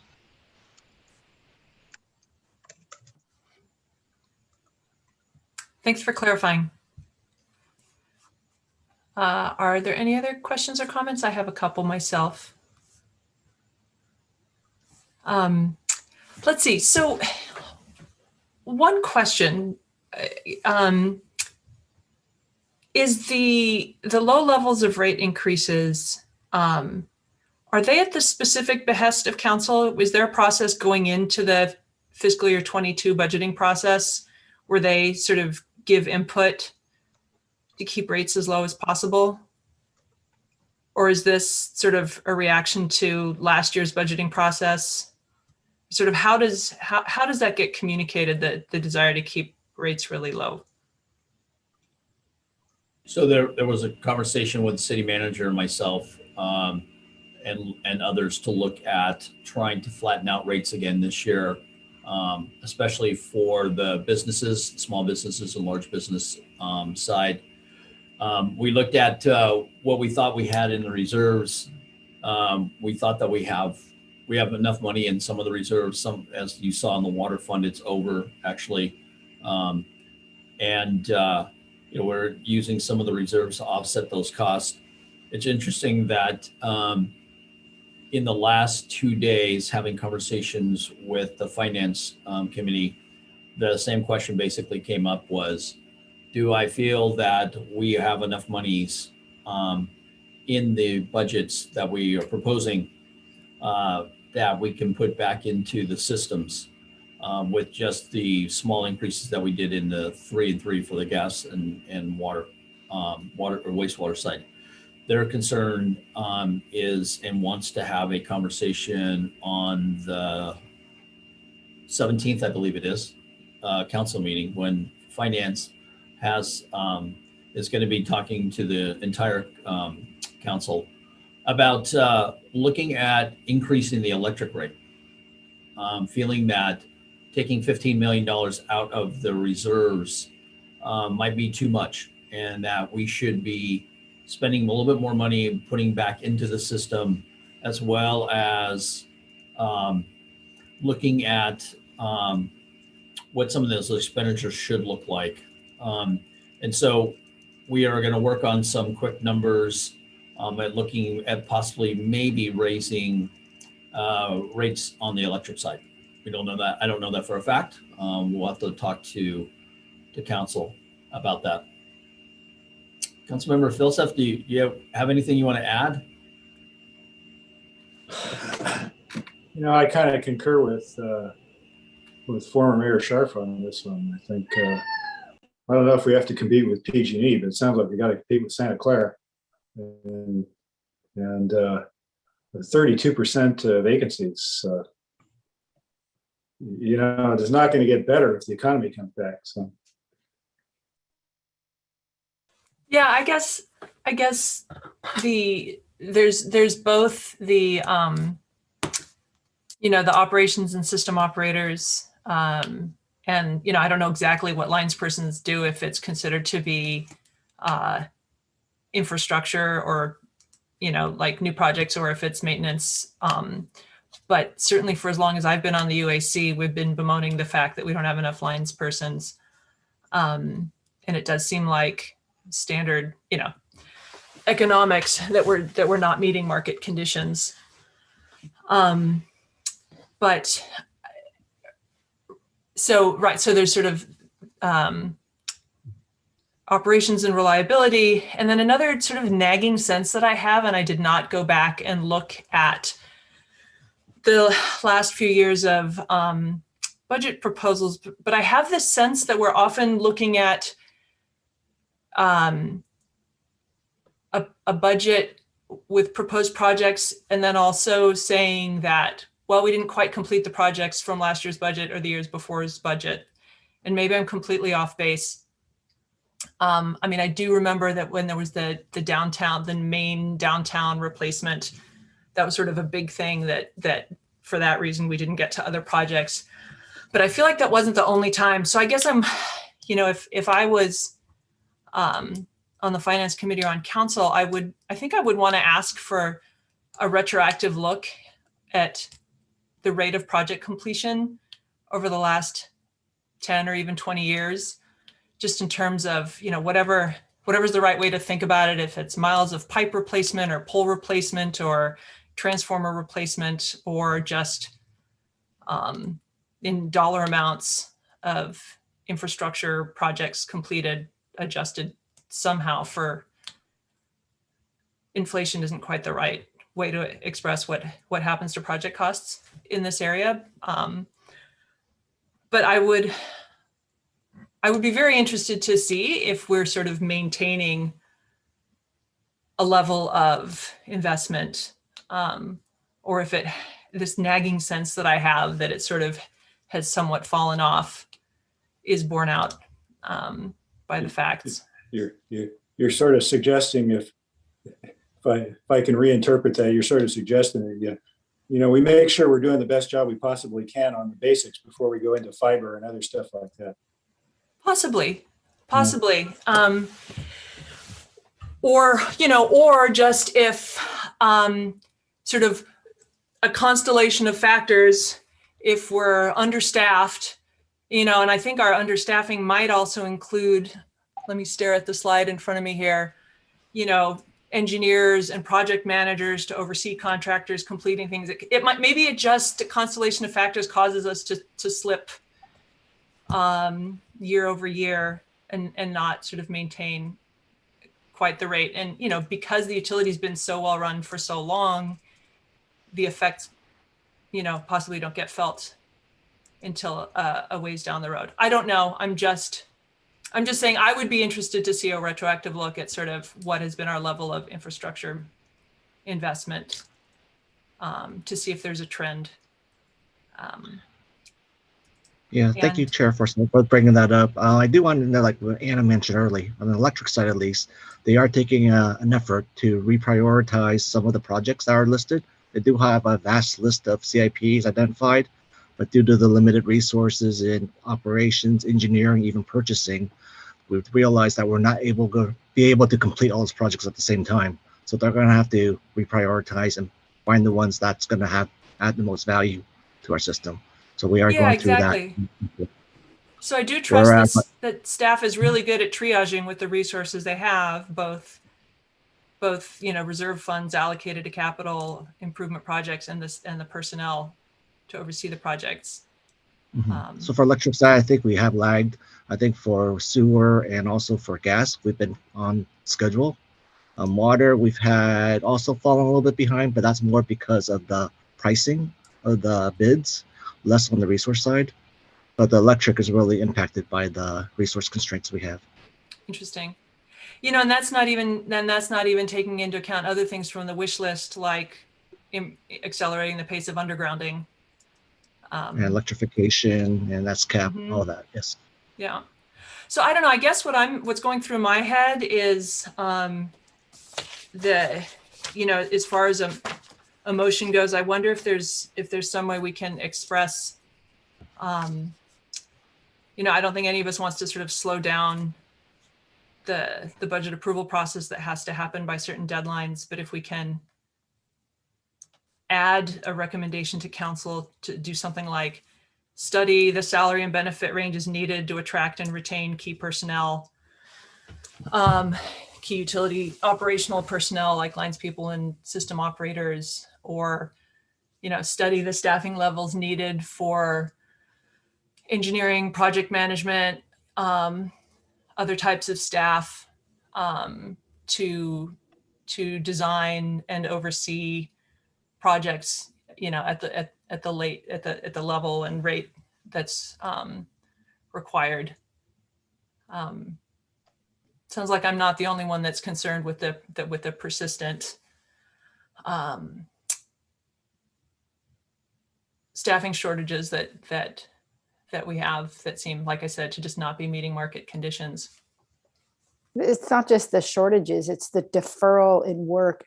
That's a consequence of that. Exactly. Right. For both investing in new infrastructure and maintaining what we have and operating the system. Sort of feels like it's a theme just across the board.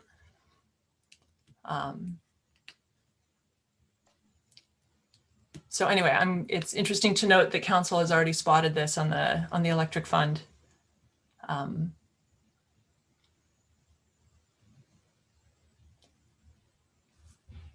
So is there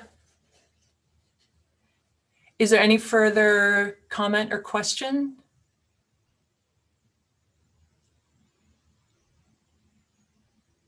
I really like that idea if it's doable. Maybe it's a third recommendation, so we're not, I don't know, creating any problems, but a third one. Yeah, I think there's still time for us to include whatever recommendation you guys want to make to council before it goes to the. Because I don't feel like we're equipped to be like the percent increase should be X instead of 0. At that level of granularity, but I'd love to express a general concern that that the budget might be attractive in the short term, but not doing right by the utility and the community in the long term for a few specific reasons.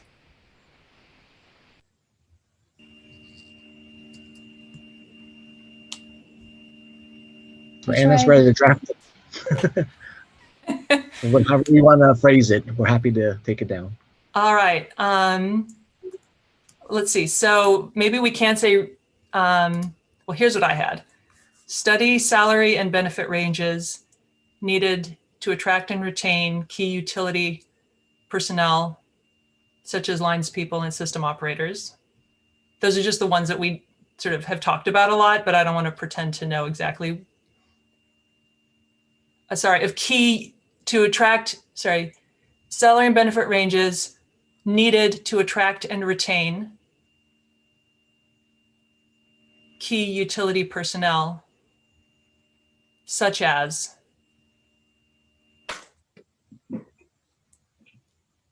lines people, and system operators. Engineers. You bet. Well, we don't talk about salary ranges of engineers, but absolutely, if that's part of it as well. What I perceive is that for engineering and project management, it's also possibly just the number of engineers, the staffing levels. So we have Not just or do we have unfilled engineer positions as well? We have actually right now, there's 2 power engineers that have been open for quite some time. Oh, there you go. And then we also have a couple other positions in engineering that fall within that engineering scope. So it really is, the positions are open, but the utility is unable to fill them. Yeah, then maybe it's really just salary and benefit ranges to attract and retain this list of identified positions.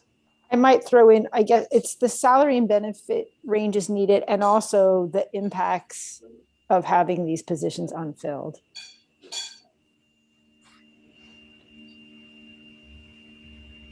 Sorry, if I may, the original ask, I think from staff, was that we approve the proposed 22 utilities operating budget, and we approve the 22 fiscal year 22 utilities capital budget. If we amend it and ask them to study salaries, are we asking them to amend the first portion, that is the operating budget,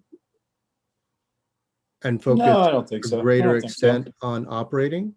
I don't think so. You're just asking us to stay. We get so used to this lingo with staff on council that, anything you're talking about study or explore it's not a quantitative mandate. Okay. I mean, on some level, Commissioner Smith, I think we're trying to. That's the kind of way that we would phrase it. Sorry, go ahead. I was going to say, I mean, on some level, we're trying to do 2 different things at this. I mean, it is at odds to approve the budget and say, but we think maybe it should be a different budget. But but because we don't know what this other budget would be, to me, it seems like let's not gum up possibly not gum up the works by slowing down this budget, but maybe it's a note for FY23. I don't really know. It just seems like council should be thinking about this.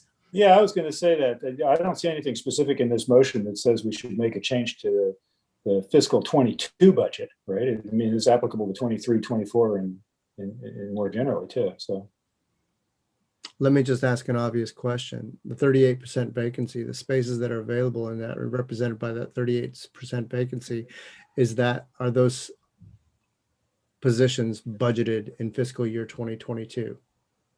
Yes, they are. Yes. Okay. So knowing that they're budgeted in fiscal year 22, then I think to your point, council member, I think to your point, you're basically just saying, find out why we can't fill 38%. We've already budgeted for it. Why can't we fill the positions? I mean, technically, it's sort of, I wouldn't get too hung up in the nuances of this, but technically you're suggesting that council suggests that staff look at this, right? Sure. But I wouldn't get terribly hung up in that kind of stuff. Hey, Dean, can I ask a question? Absolutely. System operators. Yes. Do they work here, or are they remote, or are they working from home these days? How does that all mean? So they report every day to the UCC, which is located at the MSC down the municipal. So they are actually working physically at the office. Oh, they are. Okay.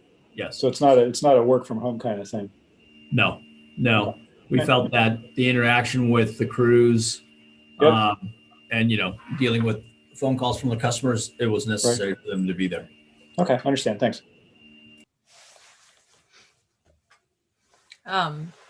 Yeah, but if fully staffed is 5 system operators and we have 3, one of whom is currently interviewing with Santa Clara, it does feel like if we spent, I don't know, a couple $100,000 on raises, it would be well worth the reliability gains thereof. Commissioner Scharf.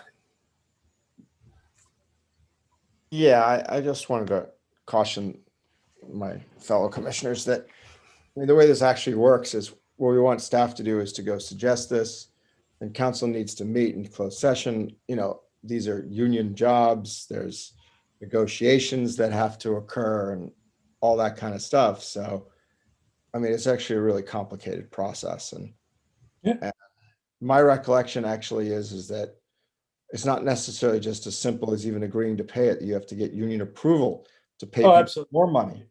Yeah, absolutely. But I mean, that's, I don't think the UAC needs to worry about this. You just sort of making a suggestion to council to go. And then and that's council and city staff's job. No, that's what I said when I started this. I said it's really the purview of council, but I just thought people should have a sense of it because you know, you and I have both been through the process. Yeah, we've done it, right? So I mean, I don't think they have. So I thought it might be helpful to have some basic understanding of what actually happens when we go forward and do this, and that it's not that simple because, you know, I mean, and the reason I brought that up is because there seemed to be some discussion about, does this impact the current budget?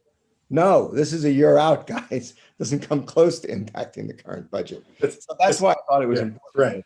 Right. But I guess for me, it's coming from a place of we only talk about it when we're looking at a budget. And so. No, I agree. And I mean, to be honest, I think what our real ask is that we'd like Eric Filseth to carry this for us as our liaison and push this forward and make sure it happens and then report back to us, because then we'd have a sense of where we are. Well, I was just going to say that, you know, there's a reason that my kid's job at the magazine is a contract position. So, on a more serious note, I guess I'm a little confused as to why we don't have a 4 where we talk about what we mean by impact of project deferrals. When I read this, it seems like the impact of the project deferrals is that we don't have the line person, system operators, and engineers. I'm not sure that's correct, but maybe it is. I just thought maybe that should be a separate thing just in case we ever want to look back at this. It seems a little unclear to me. Because I mean, I thought your point was a really good one about, you know, the project deferrals and doing a look back on that. I thought maybe your motion should be 4, let's do a look back, or the way you phrased it was better than what I just said, you know, and do that rather than just include it in 3. Yeah, I said that consider asking for a retroactive look at the rate of project completion. Right. The last 10 or 20 years. I thought we should put as number 4. So I was going to suggest that to you. Commissioner Scharf, can I ask for a clarification? So would you really want to take this to council for this recommendation on looking at the rate of, I mean, or is that something that we leave at the UAC, or do you, and then take it to the council, whatever the findings are, if that's what it is? But I mean, it seems to me the recommendation is to look at the budget. Now we're going to look at the salary and then. Could we do that then? I think that'd be better. I think we should recommend that staff do a retroactive look at rate of completion and come back to the UAC. And that's not a recommendation to council. That's a request to staff. If you're good with that, I'm always a little uncomfortable just asking staff to do stuff. But if you're willing to do that. No, I think I would rather do that than trying to take this to council and say, okay, council, tell me now to go back to the UAC. So much better. I'm fine with, looking back 10 years. Yeah. If that's okay, and then we'll take recommendation number 4 back out. Right. So that's just a recommendation to you guys. It's not to council. I agree. Good. I have to do less work. You can sell that for us, council member. So Anna, can you remove number 4, please? And we will take it down as a recommendation to staff that we need to work on that. Thank you. Thank you for that. All right, well, I like the simplicity of what's up on the screen at this point. I always feel like as chair, I'm not supposed to make a motion, but Commissioner Jackson wants to say something. Commissioner Jackson's having a problem with Zoom. If someone could just read it to me at some point right before we vote, that would be great. Thank you. I'm gonna take a screenshot and text it to you. How does that work? Or how does that sound? Commissioner Forrestal, thanks. Forrestal, I'll make the motion for you then. All right.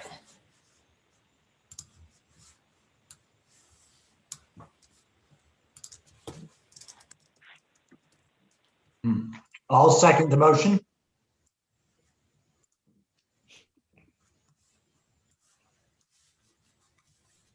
All right. Then we'll go ahead and vote. Vice Chair Siegel. Approve.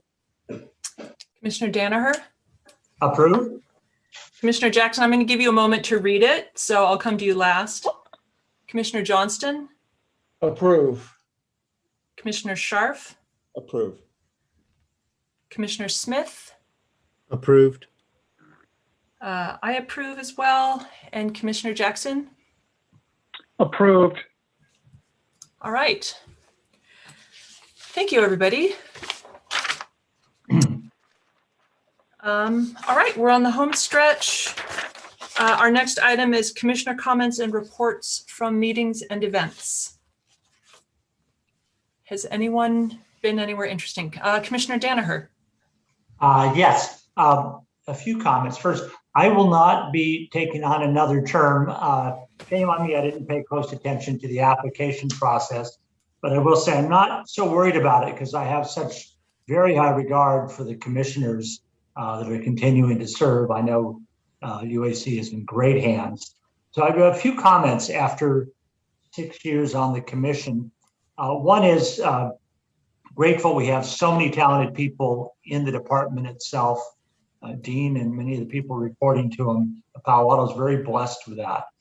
I'm very proud of Palo Alto and the utility department UAC for taking the long view on so many things, including maintenance of our systems. We just had that discussion, but we're not borrowing from the future. We try not to. About the long-term water planning, all the discussions and the work that's been done on that, about the climate action plan. We've always taken the long view, and I'm proud of Palo Alto and department for that. Two other themes. One is, while we want to be in the vanguard of carbon reduction, I think it's important that we do so in a cost-effective way. Otherwise, our example doesn't help other communities. And I think we could do better to weigh different programs against each other to see where we get the most bang for the buck. I don't think we've done as well as we could outside that, on that vein. And I think sometimes we may need to look outside city boundaries to see where we spend some money, whether it's offsets or whatnot. Do we get more bang for the buck in other ways? Final point is that there continues to be a lot of technology evolution. In my practice, I tend to see things in an earlier stage or hear about them in an earlier stage. But I'll just mention two. One that I've mentioned before is there's more going on in the energy storage is very important. There's more going on in the vehicle to home and vehicle to grid development than generally read about in the paper. And given our rate of EV penetration, that's going to become very important to us over the rest of this decade as a storage source and for distributed generation and maintaining our grid. And the second one that's perhaps a little bit longer term, but important to some of our debates. There's a huge amount of innovation going on and money flowing into what you might call electrofuels, using renewable energy to generate hydrogen or other fuels that are carbon neutral, because you're using renewable energy basically to take CO2 out of the atmosphere and generate those electrofuels. That will give us some more options, and including the possibility that hydrogen may become a replacement for natural gas in some places, not immediately, but Pipes could be refitted to run with hydrogen, which when it's not under high pressure is fairly safe. But we may see some evolution along those lines that may affect some of our electrification discussion. And I'm going to keep an eye on that area. So finally, I'm glad to see Palo Alto will finally have our automated meter infrastructure, and the UAC and the department are going to have a lot of fun with that. So I'll wrap up my comments there. Well, thank you very much. And, thank you very much for, I was going to try to count. I thought it was 6 years of service, but including several as chair. And I think we all really appreciate the effort that you've put into the commission over the years. Commissioner Jackson. Yes, I have a brief statement as well. Commissioners, CPAU staff, Council Member Filsath. My term of appointment to the UAC expires on May 31st, so this will be my last meeting as well. It's been an honor and a privilege to serve on the UAC the past 2 years, and I've learned so much from all of you. I would like to thank my fellow commissioners for their in-meeting discussions, perspectives, and insights. And I'd like to thank the entire CPAU staff for their support, assistance, and time, especially Director Dean Batchelor, Ms. Tabitha Boatwright, Assistant Director Jonathan Ebenschein, Dr. Lena Perkins, Dr. James Stack, and Mr. Dave Yuan. Thank you all. Thank you, Commissioner Jackson. I appreciate your service as well. I've always felt like you asked excellent questions and made good comments. We will miss you on the commission. Commissioner Scharf. I will be going beyond May 31st, but I really did want to thank Commissioner Danaher and Commissioner Jackson for their service. And Commissioner Danaher, I did want to say that, you have been one of the best UAC commissioners that we've had since I've known about the UAC. I did really want to say that I've really appreciated your leadership, that your chairmanship of this, I always looked up to it, and you'll be sorely missed. And I wish I'd focused more, and I would have lobbied you to stay. Well, it was an oversight, but thank you for those kind comments. But then you can always reapply next time. I may. But thank you for your service, and thank you, Commissioner Jackson, for yours as well. So if I could add real quick, Chair. Commissioner Danaher, I wanted to personally thank you for everything and all your support that you've given me over the last 6 years. When I first came on as the utility director, you were actually the chair, and I learned a tremendous amount and respected everything as you did sitting in the chair and running the UAC members. And your knowledge is incredible. You always have the right things to talk about when we're looking at what the future, what the utilities looks like. You're one step ahead of us. And so I do always appreciate, and I will probably be calling on you for your knowledge as continuation on that. So I truly appreciate everything you've done for and been sitting on the commission. So thank you.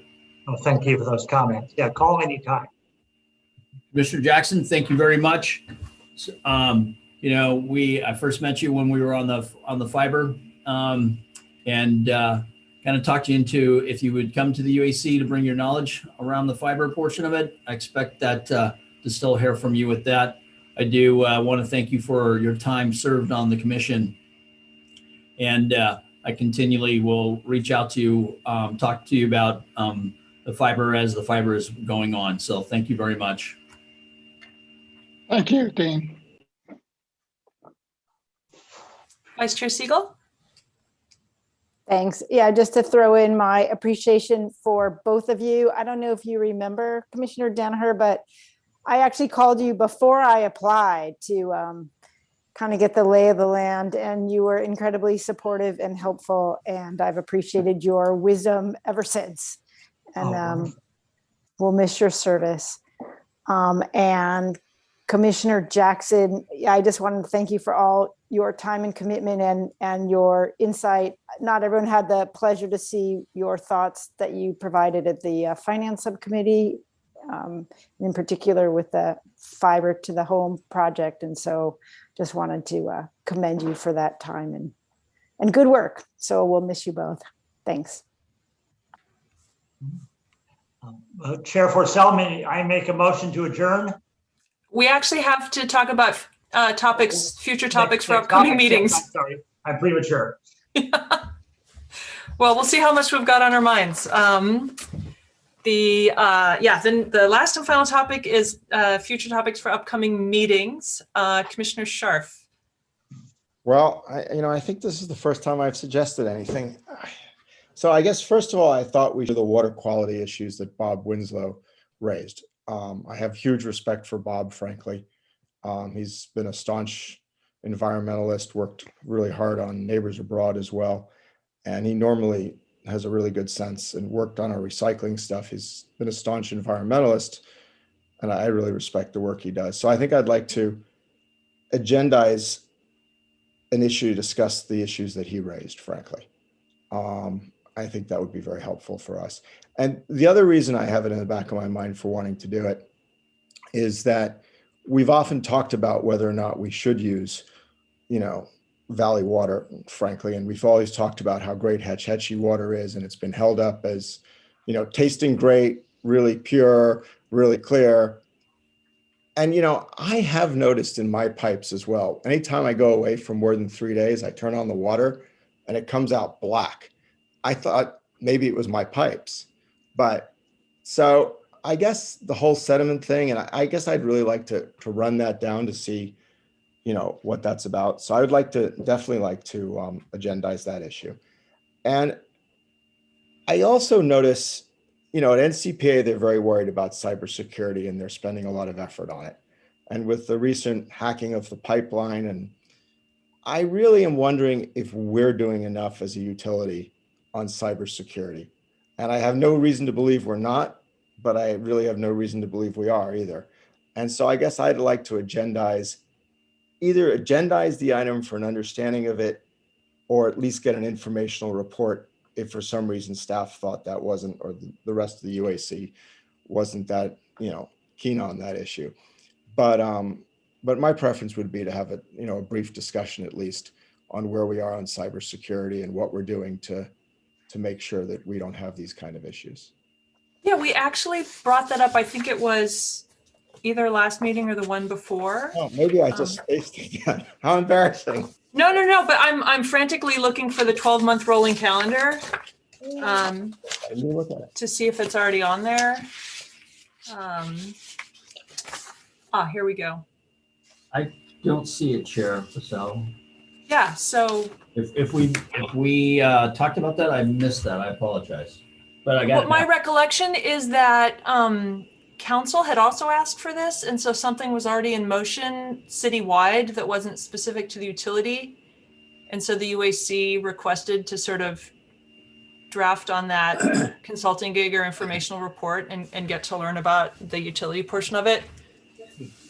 Yeah, maybe if I can dive in here. Do you guys, does the UAC have closed sessions? Okay.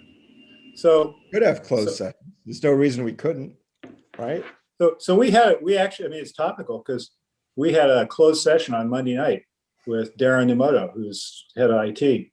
And we went for like an hour and a half, and he walked through in great detail sort of all the cybersecurity landscape and all the stuff that our IT is doing to deal with it, with all that stuff. And it was pretty interesting. It was pretty gearheaded.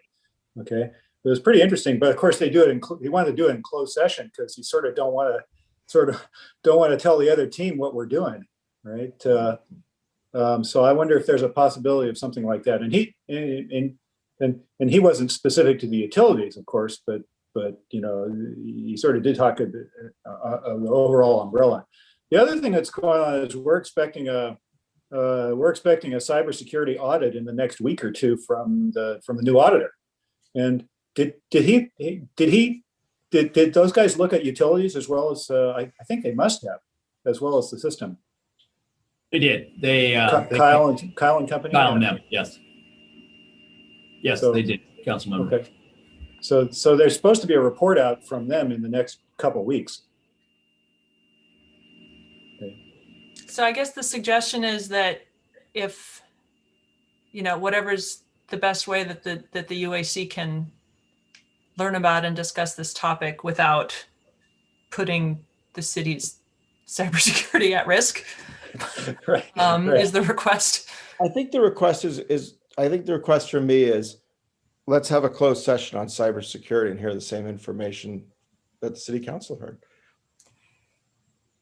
If the UAC is allowed to do that, I would certainly appreciate that as well. I just don't know what our constraints are as a commission. I don't know, but I can have a conversation with legal about this and get back to the commission to let them know that that's something we could do right after the end of the meeting. Great, thank you. Commissioner Jackson?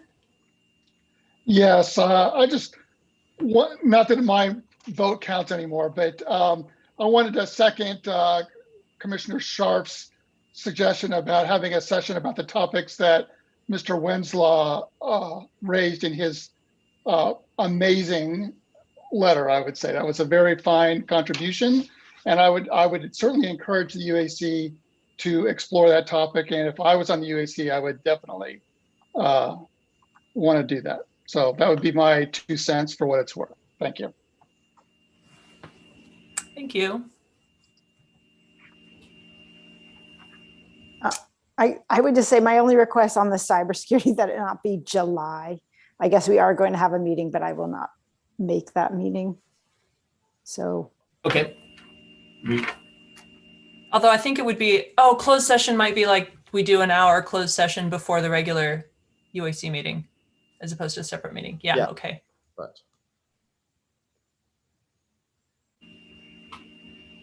Or maybe we can just do it as a separate meeting. I don't know. We're not used to these. We will find out. All right. I'm not seeing any other hands up. So Chair Fasel, so I'm going to do is I'm going to add in the to the calendar about looking back at the 10 years on the projects. That would be great. Thank you. I'll schedule that into our rolling calendar. Oh, Yes. are you going to schedule in the water quality issue? Yeah, since you brought that up, Commissioner, I will make sure it's on there. Yes, I have that. Thank you.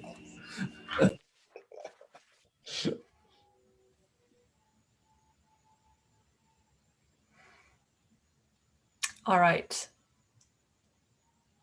Scanning the screen. Are we winding down? Now I think, Commissioner Danaher, you might want to make your motion. Oh, you're on mute.